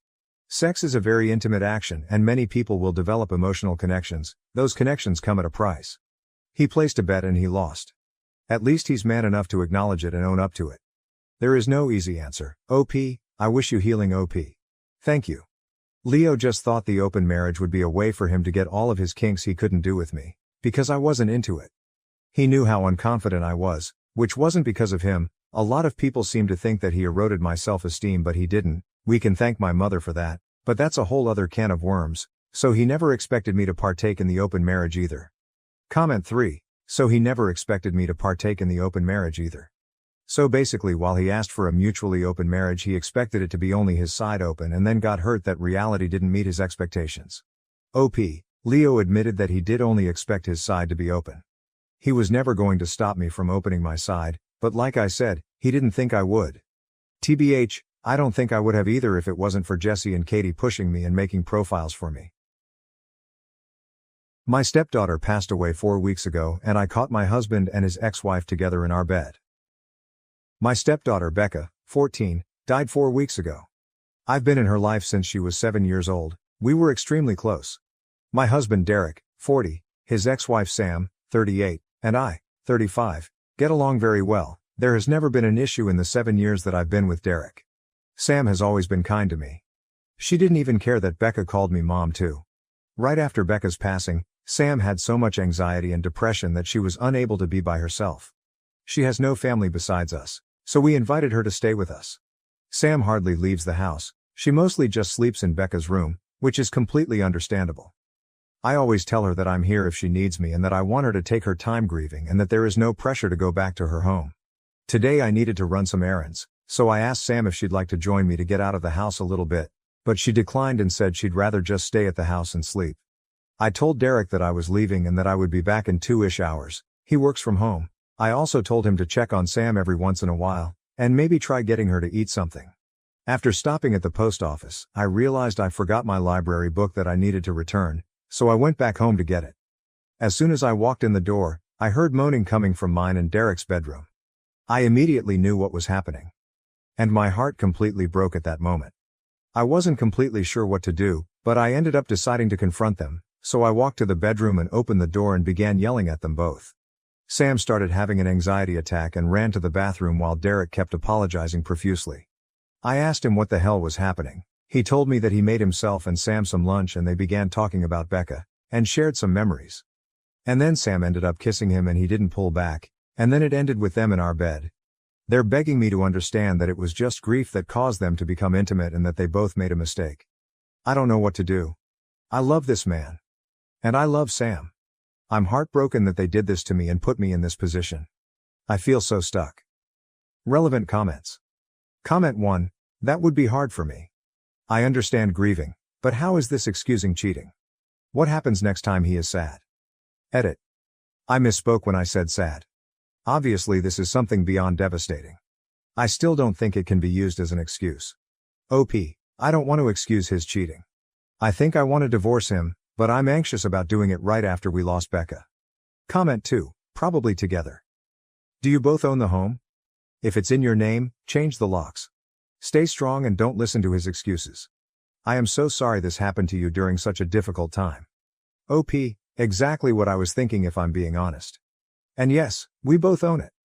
When I told him to leave, he kept saying sorry and then said that he would leave and respect me wanting him gone for a while. Comment 3. Are you seeing a therapist perhaps? You're dealing with a lot right now, it might be useful. OP. Yes, I am in therapy. I've been with my therapist for other things for the last 3 years. She's been very helpful. I saw her yesterday and was able to figure some things out. Update 1. I decided that I'm filing for a divorce. I can't ever trust Derek again. It sucks because we had an amazing relationship, I thought. He's always been great, so this was a complete shock to me. Last night, Derek came over to talk. He confessed a lot. Turns out it wasn't their first time having sex like most people thought. They've been having sex since 3 months before Becca died. I am completely shocked and heartbroken. Sam also reached out last night and thanked me for everything I've done for her, and told me she was sorry. I didn't respond, I blocked her. I did so much for Sam and considered her a friend, so this hurts a lot, more than I can handle. This is all too much. As hard as this is gonna be, I need to leave Derek and cut them both out of my life. I am ready to do so. I am done. Also, some people are saying I deserve this because I should have known better than to let Sam into our home, around Derek. But, you need to understand that I'm a giving person. I trust people more than I should. I truly thought Sam was an amazing person. I know it's unusual to become friends with your husband's ex-wife, but it's just how it went for us and I shouldn't be blamed for what happened. Thank you to everyone who commented nice things and for the kind messages. You've all been helpful during this insanely difficult time. I appreciate it. Relevant comments. Comment, out of curiosity, what are his excuses for cheating? Those two are going to be in a world of hurt once the guilt settles in. They're going to be asking themselves why it had to be Becca and will eventually come to the conclusion that it's their punishment for what they've done to you. I can pretty much guarantee you that. OP, he told me that they just accidentally reconnected one night when I was away at my mom's. He was stressed we weren't conceiving and were having miscarriages, so he vented to Sam, and then somehow that led to sex. It seems so icky to me. How can he vent about our struggles like that and then go and have sex with Sam? It's just awful of him. I don't understand it. Editor's note, remove the first half of the updates as it was a rehash of update #1, updates 2. I'm getting lots of questions about some things, so I figured I'd answer a few of them. Have I told anyone about what happened besides my mom? Yes, I told a few friends and some family members. Most of them are supportive of my decision and aren't speaking to Derek. Where is Derek staying? Currently, he's staying at a hotel. Our friends refuse to let him stay with them. He's lost a lot of people due to his awful decisions. Has he tried fighting me on getting a divorce? Yes, he begged me not to file for divorce, but when I told him I needed him to just let me go and that I was too exhausted to fight him on this, he let it be and agreed to getting a divorce. Why isn't Derek staying with Sam? He told me he didn't want to continue to hurt me, so he told Sam he was done with her for good. And that they have no reason to speak to each other anymore. I have no idea if that'll last and if they'll just end up together, but I truly don't care what they do anymore. I just want peace. What was Derek's excuse for cheating? He told me that they just accidentally reconnected one night when I was away at my mom's. He was stressed we weren't conceiving and were having miscarriages, so he vented to Sam, and then somehow that led to sex. Disgusting of them both, I know. Feel free to ask anything else, and I'll try to answer. Thank you everyone for your support and advice. Relevant comments OP on what happened to Becca. OP, it was very sudden. She died in a car accident when she was with one of her friends and her friend's parents. OP on her husband's parents being supportive or not, and if they know about his cheating. OP, I get along with Derek's mom very well, but he's also a mama's boy, so it's kinda complicated. She will always be there for him. He'd stay with her if she didn't live across the country. She knows what he did and told me she had a talk with him but said that he's still her son and she'd help him with anything if he needed it. I'm thinking I need to cut her out of my life too, which makes me really sad because we were close and talked on the phone almost daily. OP on if she has children with her husband. OP, we've had 6 miscarriages total. All of them were in the first trimester. More updates. I just found out that he is staying with Sam and not at the hotel. He told me it's too expensive to stay at a hotel and Sam is the only one that'll help him right now. I had a feeling this would happen. Just knowing that they are still probably sleeping together hurts my heart. I talked to a lawyer this morning and we are proceeding with the divorce and Derek agreed to it. It's actually happening. And I feel some relief that he's not fighting me on this. My mom leaves on Sunday. I'm scared to be alone. But I go back to work on Monday, so I'm hoping it'll be a good distraction. I'll keep updating if anything else happens. Thank you everyone, I am so grateful for you all. Relevant comments. Comment 1, OP, how did you find out he was staying at his ex-wife's place? Anything he says should be taken with a grain of salt. He's not true to his words in going on contact with Sam. OP, he texted me this morning after we talked to lawyers, and said he just wants to be honest with me. I told him to stop giving me updates on what he's doing in his life and that it's not something I need to know. It seems like he wanted to tell me to hurt me.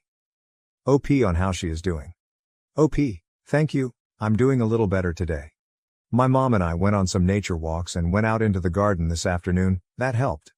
Becca loved gardening with me, so it made me feel closer to her. I decided to go through some of Becca's stuff today. I just found her diary in a box in the back of her closet. Would it be wrong to read some of it? I feel like it would help me feel closer to her, but part of me feels like it's wrong too. I haven't told Derek that I found it either, and I'm unsure if I should tell him. What would you do? Relevant comments OP on if she was closer with Becca prior to her sudden passing. OP, Becca and I were very close. It felt like she told me anything and everything, but I honestly think all parents feel that way about their kids, so I'm kinda nervous to read it. Just a little update. I figured it's been a few days, so I should give a little update. My mom is leaving in a couple hours, so I'll be alone. I'm kinda nervous about it. She helped me stay distracted and kept me going. IDK how I'm gonna handle her being gone. I go back to work tomorrow, the first day back since Becca passed away. I'm looking forward to it though because it'll keep me distracted. Also, I did read some of Becca's diary. It made me love her even more, she was such a sweetheart. I went back a few months and saw that she noticed some weird behavior between Derek and Sam, didn't mention that she knew of the affair, but she just wrote that she thought it was kinda strange that they all 3 would hang out more than usual, without me. I might read more, but so far I haven't found anything that's disturbing, just her being a teenager and talking about crushes, fights with friends, happy family memories, etc. Tomorrow I'm also talking to my lawyer, so I might have more updates on that. Thanks for the continuous love and support everyone. Last update for a while, started randomly getting a lot more messages, comments, so I figured I'd do another little last update. My first week back at work went great. I wasn't expecting it to go so well, but thankfully it did. My coworkers were so helpful and patient with me. On Friday night I decided I didn't want to stay home all weekend alone, so I decided to drive up to my mom's. It helps that I have a 3-day weekend so I can spend more time with her. I'm heading back home tomorrow. Also, for those of you that have messaged me hateful things for reading Becca's diary, I just have to say, you aren't in my shoes right now. Telling me I'm a bad mom because I'm reading her diary is just ridiculous. I learned so much more about her, about how caring and sweet she is, and it made me love her even more. It's how I'm able to feel so close to her right now, so please don't tell me I'm a bad parent for just trying to get by one of the hardest times of my life. You have no idea what it's like. I don't have much of an update, so this will be it. I'll come back and update once the divorce happens though. Thank you to those of you that have been nothing but kind and helpful. You helped me feel less alone. I'll forever be grateful. Sam saw my Reddit post and is threatening to sue me. Sam made a fake FB profile to message me and tell me she wants to sue me for telling strangers about what happened. Derek supports her apparently. I don't need this. Am I not allowed to vent about my life to people online? I just want life to get better. I'm so tired. Fuck you, Sam. Fuck you, Derek. Edit. Sam is in the comments and messaged me on here too. Blocked her. Additional information from OP on the message from Sam OP. No, I just ignored her.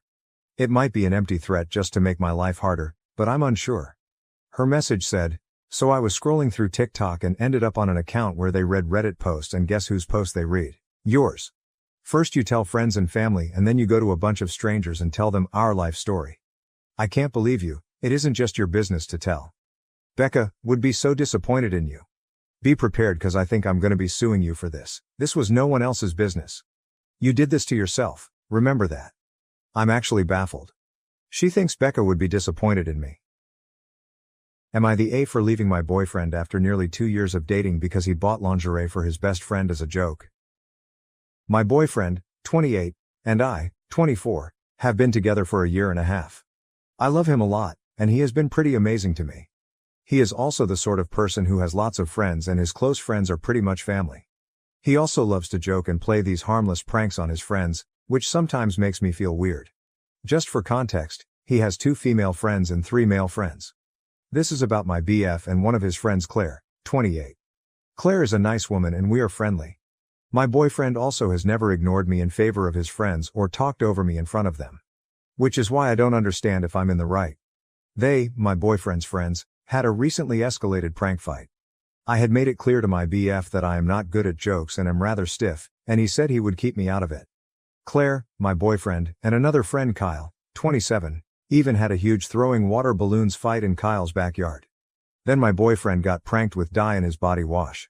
Then Kyle got pranked by Claire, something about whipping cream and oven mitts. But the issue was when my boyfriend brought a red, lacy, lingerie set and he planned to put it in Claire's room the next time he went over. I said it was a tacky prank, and why would he buy lingerie? None of the previous pranks have been of this kind, and it makes me really uncomfortable. I also felt like if I was Claire, I would feel gross about it. But my boyfriend got mad and defensive and told me Claire is cool like that, and she would think it's funny. I admit, I get a bit weirded out when he calls Claire extremely beautiful and jokes about how she has always been way out of his league. But I thought it was nothing and they were like family, so I guess it was their thing. However, the lingerie prank had me put my foot down and I said that he was wrong to give another woman lingerie, no matter who, when he had a girlfriend. We fought and I said I wanted to break up, which he didn't want to and I said that I was just overreacting. He said that I was too conservative and needed to open my mind when he had never given me a reason to be insecure. Claire called me and said that she and my BF have been friends for a long time, and inside jokes are just that, and I'll learn with more age. I still feel weird about this. My best friend is supportive of me no matter what I do, but I have started to feel like I'm blowing this out of proportion. My boyfriend says that the fact that he told me and didn't hide it from me shows that I'm the problem. I have started to feel like I've blown this out of proportion and maybe it's my fault I can't take a joke. I really feel awful about this whole thing. AITA. Edit. The people asking what the prank is with the lingerie. Apparently, it's an inside joke about how during their college days she had some problems with the color red, and the lingerie would have just given her a shock of some kind, I guess. I told my boyfriend it was cruel, but he said it wasn't a trauma thing, just an inside joke. Claire also said over the phone that the lingerie thing was just an inside joke of their college days. Update. My inbox got flooded with DMs and had to turn off Reddit notifications. When I posted this, I was ready to be called immature and ridiculous, and get a couple of comments, but it seemed like the post blew up, and the comments were kind of eye-opening. TBH, before all this fiasco, my BF has always been nice to me. Came with me to my grad school functions even though he found them very boring, but would do it so that I could network. He builds stuff like furniture and helps out with handiwork all the time. He is also very funny, and at the very beginning, I thought all his jokes were funny. And I sometimes wondered why he wanted to be with me. Plus, I was always busy with school and job interviews. His mom and I had even gotten close, and she has been saying how happy she was that we were together. I had always ignored his and Claire's weird dynamic because I told myself I was being insecure. I have male friends too, and I thought that just because we aren't like that, doesn't mean my BF and Claire can't be close. Claire has also never been outright mean to me. She was just aloof, and I thought it was because I was new to the group. To the actual update, my BF and I broke up. I'm sorry guys, but even after seeing so many replies on how he was cheating, I refuse to believe it. I'm still in love with this guy. And he called me, like half a day after I wrote this post, and asked to meet. I met him. And he said that he understood where I was coming from. But I was always too uptight to understand that friendship is friendship. He and Claire had known each other for years before I came into the picture, and I cannot expect him to just ruin their dynamic. I asked him what sort of dynamic was red lingerie. Why couldn't it be literally any other type of clothing? He told me he had it with my insecurities. And that he and Claire talked, and apparently I was making them sound like cheaters and homewreckers. And that he thought it was better I found someone like me, who thought the idea of a fun night was junk food and a movie indoors. That hurt a lot. He had always known I had insecurities about being called boring. He always complimented me on how his weaknesses were my strengths. Now he says things like this to me? Also, before this lingerie fiasco, I had never said a word about his and Claire's friendship. I always supported his pranks and practical jokes no matter my opinions on them because I thought it was his business what he did with his hobbies. And he leaves without even putting up a fight because his girlfriend didn't want him giving lingerie to the woman he constantly refers to as his sexy bestie. Claire didn't call or text after the breakup either. But Kyle did and said that he was sad that we broke up and he hoped I would be okay in the future. I asked him if my BF ever cheated on me. He said that my BF had only been a one-woman man when he was dating me, but he could understand that some women can't handle female best friends, especially if they look like Claire. I told him to fuck off and blocked him. It felt like he only wanted to gloat and hurt me because my BF left. I feel like I never knew these people. Claire and Kyle were always at least decent to me, if not nice. Did it make me a free target now that my BF has been telling his friends I'm an insecure child? I don't know what to do now. I have been told repeatedly by both my friends and sister that I dodged a bullet. But I have been breaking down like a kid again and again. I'm even thinking of going to therapy, after feeling the most insecure I've felt my whole life. Thank you to all who were supportive. It seems like my now ex-BF just did the work for me. My girlfriend asked for an open, poly relationship. I said no, and now she's acting strange. What should I do? My girlfriend, 28, and I, 26, have been in a relationship for 3 years and a few months now, but not long ago she started sliding in hints before telling me that she wants to try an open or poly relationship. She asked about this before at the start of our relationship, and I thought that I made it clear that I was monogamous and not interested in that. Now she's asking again and saying how we could both even share a girlfriend, or we could be open and hook up with whomever. I told her no and asked her why she was pushing this again. She said that it could be a way to spice up our sex life, and I said something like, okay, well, I'm not into that, you know that. So no go. She got agitated and said to just try it, which pissed me off, and again said no. This conversation happened a little over 2 weeks ago and she still seems to be pissed off about it, not really talking to me and sleeping in the guest room. I've tried to get her to talk to me about it, but she just brushes me off and says that it's not important anymore. I've been venting to friends about it, and a few of my friends brought up that maybe she's already cheated or is cheating and is trying to cover it up, or maybe she has someone in mind that she wants to bang. I doubted it at first, but now I wonder because she has been a little more distant and just overall off, even before the whole open relationship talk. We haven't been having sex as often as we used to, but I chalked that up to it being because of my hectic work schedule. I'm not sure what to do. I'm afraid that if I start digging that I won't like what I find. Edit. I'm going to either snoop on her phone or confront her about it. I love her, but I also don't want to be played with. If she's hiding something, I will find out. From the comments. Comment 1. If you're afraid to dig because you don't like what you'll find, well, that's understandable. I would be too, but it's no good way to live. OP replies, True. I've been debating if I could sneak her phone really quick. Comment 2. She's either already having sex with someone else or has someone she wants to. Did you know she was bi before you started dating? OP replies, I'm bi and she's lesbian, or as much as I know. She said that she dated a boy in middle and high school but started dating girls in late high school, if my memory serves me right. Update. It's super late but I'm numb, sobering up and just can't fucking sleep. This fucking sucks but I need to get this off my chest and out my head. So a few days ago I posted about how my GF of 3 years asked me for an open relationship or to try a poly relationship. I actually got to sit her down to talk the next day after posting about it and asked her why she brought it up again. She asked in the past, in the beginning of our relationship, after dating for so long. She repeated that she just wanted to spice up our love life and I asked her, how would that spice things up though? The only one who's gonna find it sexy is you because you know that I'm not into that.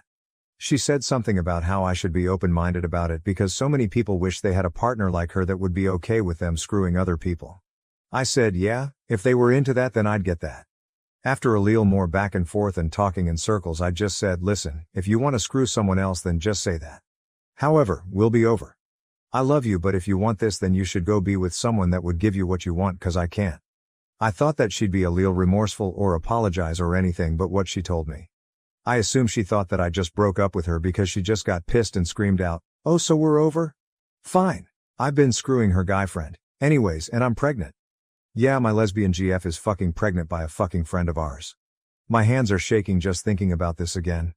I tried to hold it together but I just couldn't and I tried to kick her out but she wouldn't leave so I left for a friend's place and have been here over the weekend. My now ex kept calling me but I only answered and told her to get her shit together and move out and go live with the douchebag, who I deleted and blocked because I would lose my shit on him at that time, then turned off my phone. I turned my phone back on this morning and my ex left messages. I called her, to get closure if anything, and asked her how long. She said since December when I went out of town. I asked if they fucked in my bed and she said yes. I asked if this was the reason for the open relationship BS and she again said yes. Lastly, I asked if she was planning to keep the baby and still stay with me, and she said yes. I just hung up. I've deleted and blocked her on everything for now because I just need to distance myself right now. I'm gonna see if I can break my lease on the APT we shared because now that I know that they've been fooling around in there, I don't want it anymore. For now though, I'm just chilling at my friend's and will probably be here until I can get out of my lease. I have no more tears left, I can't tell if I'm in shock or emotionally broken. I took some time off work but I don't know how I'll ever get back to normal after this. Thanks for the advice from my previous post, I'ma try to get some sleep now. From the comments, OOP is advised to get tested and change her passwords etc. In addition, the question of how the baby was supposed to fit into a lesbian relationship is brought up several times. Comment 1, geez. She's a terrible person and you did the right thing pushing the issue. And I'm amazed and shocked that she thought you were going to be okay raising someone's baby. I'm so sorry you're going through this. OOP replies. Thing is that I love kids and she knows that. If and a huge if, this was an accidental pregnancy due to us being open I probably would have stayed. It's definitely different in this case obviously. I still can't get over how freaking ridiculous this is. I honestly wish it was a joke. Comment 2a, I mean, what was the plan here? Surprise, I'm pregnant. Like how did she think she was going to explain that one without outing herself as a cheater? Comment 2b, I guess the plan was let's be poly, whoops, got pregnant but you agreed to being poly so you cannot be mad at me. OOP replies, honestly that's the only thing that makes sense to me. It was a dumb idea but I guess it would have worked in her head. Comment 3. You might want to get a lawyer and research how child support works in your circumstance. The last thing you want to do is pay for this child. OOP replies, yeah I'm safe unless I magically started making sperm and grew a member. This actually made me laugh a little because she kinda tried to make me a baby daddy. Laugh to keep from crying as they say new update. OP updates on her profile the 16th of August 2022, 1 month later. So first things first, thank you all for your support and advice. I really appreciate it. The good news that night I posted my last update, I definitely wasn't in a good headspace, but I allowed myself to grieve for a few days then got right to work. I went and got tested and I'm clean, no HIV or STDs, thank God. I went to my landlord and I told her the situation as well as had a formal letter typed up just in case. She's always been a nice lady and was kind enough to offer me a cheaper apartment that I could move into easily if I wanted to but I decided to just move out of this complex. So I'll need to pay this month's rent. My ex won't pay her half, so then my part of the lease will be officially broken. I don't know, or care to know, if my ex will break or take over the lease, but that's on her. I've already got a place lined up and will be rooming with another close friend of mine. Bad news, it was about a day after I posted my last update that my ex just showed up to the friend's house that I was staying at. I don't know how she found out, but we do have a pocket full of friends, so it's not that hard. I was under the influence and numb and didn't want to see her, but she kept pushing it and refused to leave. At first I came out and told her that we should talk outside, then I closed the door behind her. She still refused to leave, so I stepped outside to talk to her, or she talked and I just stared at her. She started with apologizing and trying to put the blame on me being busy all the time, which, yeah, I was working a lot, but every free time I had was spent with her. Then she said we weren't having enough sex, then saying that the sex meant nothing with the guy, and then somehow it took a turn to her saying that now we could start a family without a paid donor. I just remember going off on her and calling her out for screwing the guy repeatedly and then trying to cover it up with some bullshit. She started crying and yelling back, but I told her to just go back to a baby daddy and tried to go back inside, but she pulled on my shirt trying to stop me and I sorta pulled away hard to get away. About a day after that, my friend told me that she posted about how she left me for being abusive and that it drove her into the arms of the father of her baby, along with pics of them together apparently. The douchebag even tried to back her up on that bullshit, but almost every mutual friend of ours knew what really happened by then and they absolutely blasted her until she took the post down. Goodbye and good fucking riddance to both of them. I only feel bad that the baby will have such immature parents. Other than that, I'll probably take some time to get away after settling down in my new place. I'm not gonna hold on to that pain anymore. I did love her with all my heart and thought she was my forever, but she betrayed me in a way that I could never imagine. She knew about my past relationship and promised to never hurt me the way my ex did. I guess she didn't lie about that since that ex never cheated on me, lied and manipulated, sure. I'm taking a break from love right now. Maybe I'll get a pet to start my healing journey from here. Am I the A for ruining my best friend's wedding and losing our friendship because I wore a gold dress to the ceremony? I will link the dress. I put gold in quotation marks because I think it's more bronze orange, but maybe I'm splitting hairs and AMTA. Some context. My 30F best friend Dan, 30M, got married to Lauren, 27F, yesterday. Dan and I have been best friends since high school, and despite always being platonic with no romantic interests on either side, his now wife Lauren has always disliked me. In their 3 years of dating I have not been allowed to see Dan alone because she feels that it's suspicious that I want to hang out with him. Honestly, I just missed my friend. Despite me being happily married, she's always kept me at arm's length. I always figured this was because she's from a very conservative family. Dan has spoken to her multiple times and after she'll back off for a bit before reverting to complaining about him being friends with a girl again. It's not ideal, but she makes Dan happy, so I made my peace with it. That brings us to the wedding. Originally I was going to be in the groom's party, but Lauren ended up crying saying a wedding is not a place to swap gender roles. Dan was fighting her on this, but I told him I'll just attend as a guest, and not to choose this hill to die on. The dress code was warm tone garden party, and we were encouraged to wear earthy warm colors. I picked out a bronze/orange dress that I thought fit this perfectly, and the style even matched some examples they gave. In short, I thought I had nailed it. The wedding went great, however at the reception Lauren dragged me aside and said, "I cannot believe you would wear gold to my wedding. You're not the first prize, you're just *** king trashy." I was so shocked the moment I just stared at her. She practically screamed at me to leave and she was drawing attention, so I grabbed my husband, said goodbye to Dan and left. Dan reached out after and told me he was upset I left his wedding so soon. Lauren's mom has texted me saying I ruined the wedding for her daughter and I'm stupid for wearing a gold dress. She's saying it's as bad as wearing white. I was genuinely not aware this was a thing. I want to reach out to Dan to explain, but I don't know if I'm in the wrong here. AITA, relevant comments. Any chance you or Dan have a crush on each other? I am happily married, and Dan and I would rather eat glass than have anything romantic happen between us. We are just not each other's type and see each other as siblings. I genuinely don't think Dan has ever secretly liked me either. Commenter, downvoted.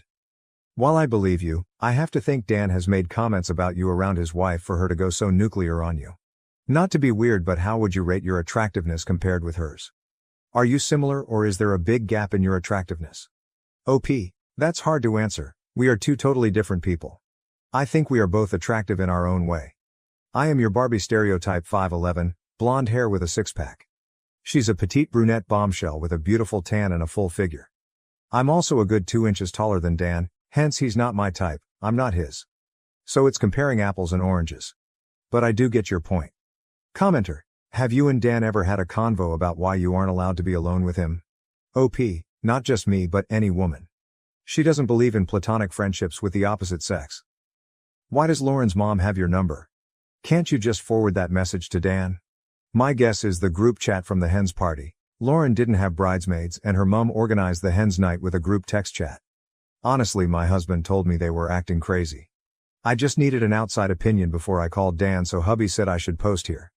How were you going to be a part of the groom's party if she didn't have any bridesmaids?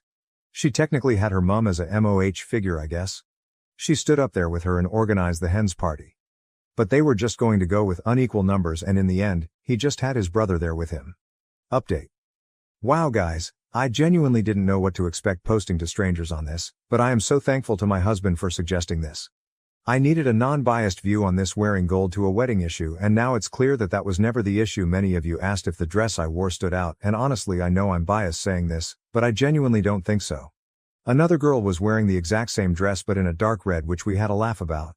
Slip dresses are a pretty common wedding guest dress where I am, and it was the type of dress that was recommended by the bride. I think many of you were right in saying that it was never about the dress, but how I looked wearing it. I do want to start this update by thanking my husband who suggested I post here, and having a ball reading your comments since posting, and even posting a photo of us this morning with a caption along the lines of "my gold prize of a wife, I am winning in life thanks to you." Turns out Dan found out pretty quickly what actually happened and called me last night. Apparently Lauren's mom had told him I was really drunk and told Lauren her dress wasn't it, so I was requested to leave. Dan had his suspicions that it was bullsh*t, but it wasn't until his mom called him that confirmed it. Turns out she was nearby when Lauren pulled me aside and ironically was actually wearing a yellow gold dress, and tore him a new one about letting Lauren treat me like that. Dan didn't have a solution when he called. I could tell he was emotionally exhausted and pretty defeated. He said he wished I had taken it out on the open bar rather than leaving, but he understood why I left. He thanked me for taking the high road and that it hasn't gone unnoticed. He apologized for what happened. Apparently this is an ongoing fight between him and Lauren. For all of those who said Lauren just hates me, it turns out it's 100% true. Apparently, she has been trying to convince Dan to cut me off because that's what a good husband does. He said he thought she had gotten over it now that they were married. I told him that he needs to focus on his happiness and that I will always be here to support him and that I will take a step back if that's what he needs. They were supposed to leave for their honeymoon yesterday. But when Dan called they were still at home, so who knows? I've blocked Lauren and her mom and forwarded the messages to Dan as recommended. Thanks again everyone for your comments and judgment. New update. So, it's been a couple of months and a bit has happened. The situation seemed to resonate with quite a few people, so I thought I would provide a final update. Thank you to everyone who has messaged. It did help me feel a little less crazy during this time. And to the person who let me know I can simply post an update here, thank you. I had no idea how this all worked. So, Lauren ended up finding the post on TikTok and was understandably pissed. She called me from Dan's phone and started screaming at me, saying I had ruined her wedding and that I knew what I was doing wearing a dress like that to the wedding. After the initial shock of expecting Dan and getting Lauren screaming, I yelled, "What kind of dress? The same cut that Amy wore? Someone else has worn the same dress but in a different color. F***ck, I just can't win with you. Dress nicely and I'm out to get you. Dress casually and I'm taking the P***ss. I've tried so hard with you but I'm done." And hung up. I messaged Dan, "I clearly can't be in your life with everything the way it is right now. Good luck, I'll always be a call away." Before blocking the number, which broke my heart. That was 3 months ago and I didn't hear anything except from Dan's mother saying Lauren wouldn't stop complaining about me, and life continued. In this time I also discovered I'm pregnant. Me and hubby made a post a couple of weeks ago announcing this, which is on its way to Dan, turned up at my front door a few days after. We talked over many drinks on his end and mocktails on mine. He told me that he always thought it was the right thing to do to listen to your partner's boundaries and insecurities, and that Lauren has a lot of body image issues which resulted in her being suspicious of other women, so he thought the right thing was to support her, but he got lost in setting his own boundaries when it came to how she controlled his interactions with his friends. He said the whole situation forced him to think about her boundaries and her own personal standards, and saw that they consistently contradict each other. Like, she believes, rightly so, that women are allowed to wear whatever they feel comfortable in, but she would complain that I was unreasonable for wearing bikinis to family beach days because it was inappropriate. Dan also realized she was trying to cut out his sister, and literally every woman in his life, including his boss, insisting he get another job. By the time he had heard about my pregnancy, He told me he didn't want to be an absent friend through this and so had a serious conversation with Lauren. I won't go into details, but the result was that they are currently separated and both in therapy. Dan asked Lauren to move out and she is currently staying with her mom, who is apparently convinced I'm the devil. Whilst I am sad for Dan's relationship having to end like this, I am happy to see that he is starting to learn what a healthy relationship is and that he will be able to be my friend through my pregnancy. My husband is excited to have his gaming buddy back. I reached out to Lauren with Dan's permission, letting her know I'm here to talk in a therapy session if she felt like it would help, but I haven't received a response yet, and maybe that's for the best. I can't help but feel bad on some days, because I know that a lot of this is born from insecurity. But I'm trying to focus on the positives that both of them are in therapy, and hopefully we'll move on to bigger and better things. I'm sorry if this update is a bit scattered as well. Pregnancy brain has been hitting me hard. This update has been read and approved by Dan. OP's comment: "Thank you, we are very excited. And while I can't talk to Lauren's motivations, I do agree that whatever issues you are going through are not an excuse to push unfair boundaries. I am in awe of Dan's strength that he has shown in the last couple of weeks. If they continue their relationship, I know it will be on better terms for both of them. I had to protect my husband's niece from a pit bull attack while he ran off. I've been ignoring him since then. Should I forgive him for this? I'm going to start with this. I'm still a bit traumatized. I will be finding someone to talk to, and a friend made this account for me because I am not a frequent user. I don't know if the pit bull made it. I haven't asked. My husband, his niece, nephew, and I were in our backyard. I assume our gate was open. I can't remember. The pit bull came out of nowhere and latched onto his niece, 5F. My niece screamed. I turned and kicked it with all the force I could manage. I was lucky enough to hit it in the jaw somewhere that made its jaw dislodge. My husband, who had been a few feet away, shouted something like, "Whose dog is this?" I told him to get our bear spray from the house. I was in a panic. I am an animal lover, but it was so insane. The pit bull seemed almost rabid. In hindsight, I don't think it was. It wasn't foaming at the mouth, it was just crazed. My husband ran, but not towards the house. He literally ran out the fence gate and shut it behind him, not towards his niece or nephew, who was also present in an outdoor bassinet that I managed to toss onto the picnic table to make sure it was out of the dog's reach. While holding his niece over my shoulder, I put her on the BBQ to keep her out of reach. The dog was literally jumping and snapping, and I was worried that if I tried to carry her, I'm short, it would manage to grab her out of my hands. It chased me when I ran for the shovel, but then I swung at it. And I swung until it stopped. I don't think I will ever forget the sound or feeling. It was so high stress I didn't even realize that it had bitten me twice. I haven't spoken to him for a full week, even though we live in the same house. I didn't ask where he went. He only came back a few minutes later to pack us into the car and drive us to the hospital.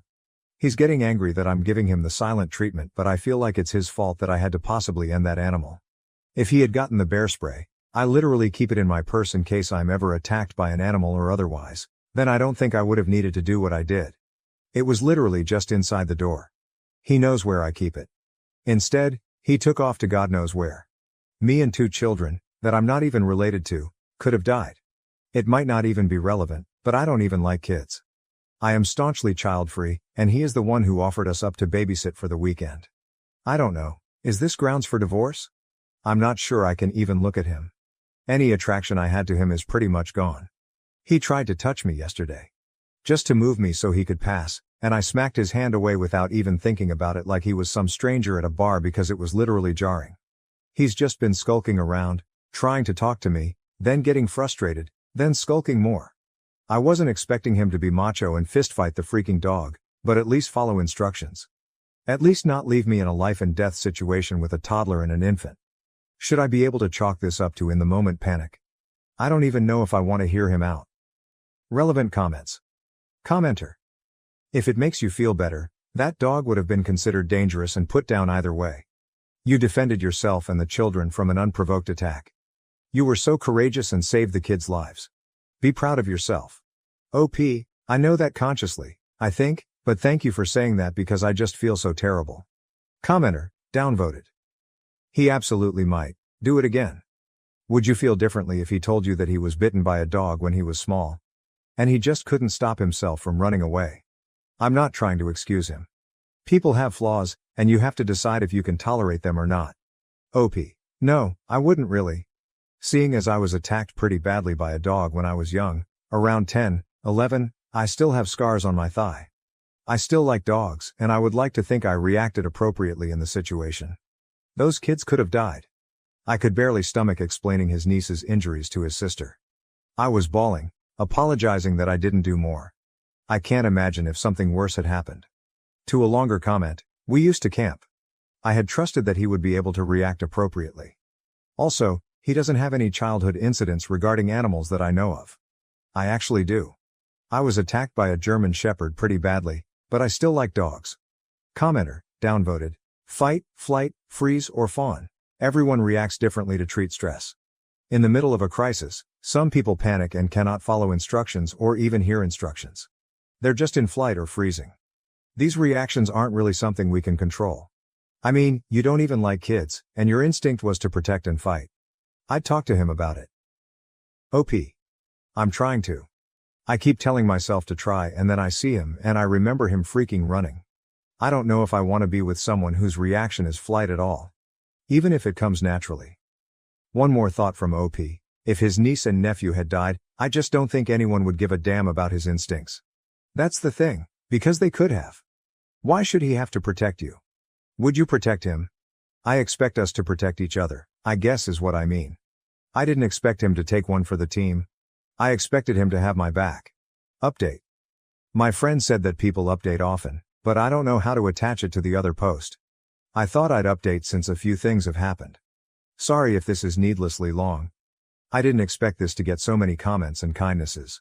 I want to say I'm so sorry to everyone who has experienced anything similar because, my God, it has not been easy.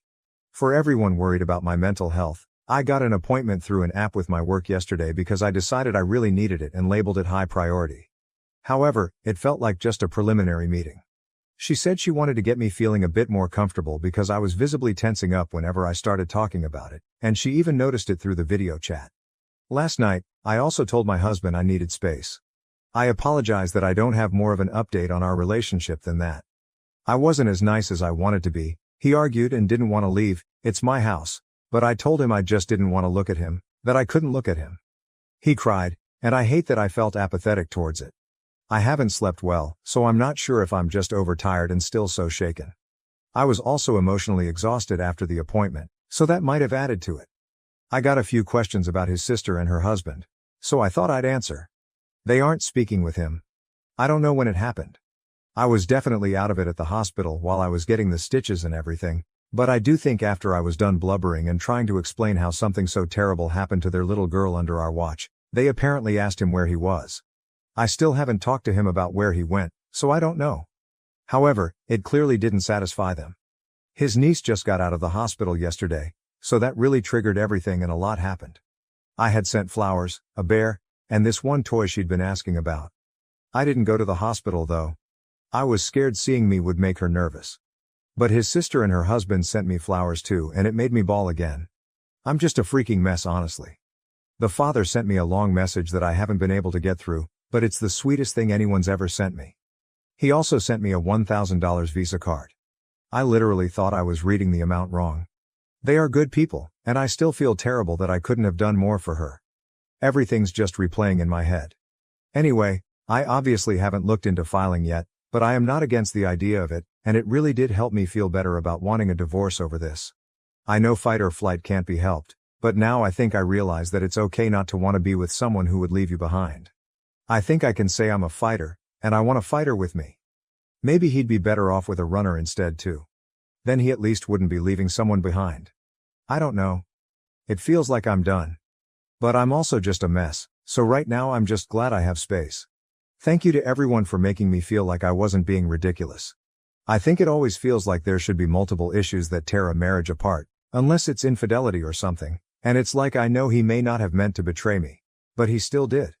Whatever his reasoning. Not sure when I'll be speaking to him, but I will try to update then. Relevant comments. Commenter, I'm so sorry you went through such a horrible experience. It sounds like the parents are thankful you protected their children at risk to your own safety. I know I'd never be able to repay you if they were my kids you protected. I'm glad you have gotten the therapy ball rolling. I wish you and your niece a speedy recovery. That little girl is always going to know how you saved her, and I'm sure you'll always be her aunt, regardless of whether you stay in your marriage or not. I'm so proud of you. OP. They're good people. His message was really soothing to read because I still feel guilty about how badly hurt she was from that initial bite. But she's home now, and I'm glad. I don't know how it works with children and therapy because she's so young, but I hope they get her some. Commenter, downvoted. I read the original post and I understand you. The man doesn't have a masculine bone in his body. Doubt he will ever be a protector. You are in a tough spot and hopefully things get better. OP, I don't need him to be a protector, just to have my back. Which I thought he did, but now I don't believe he would do that anymore. OP's support system. I have a decent support system. Though my family isn't close by, they've been messaging and video chatting with me a lot. Hours-long group chats. I think my mom has been trying not to give too much of her opinion on my relationship though. She was more focused on making sure I knew how to clean my wound and finding counseling, etc. She's a former nurse.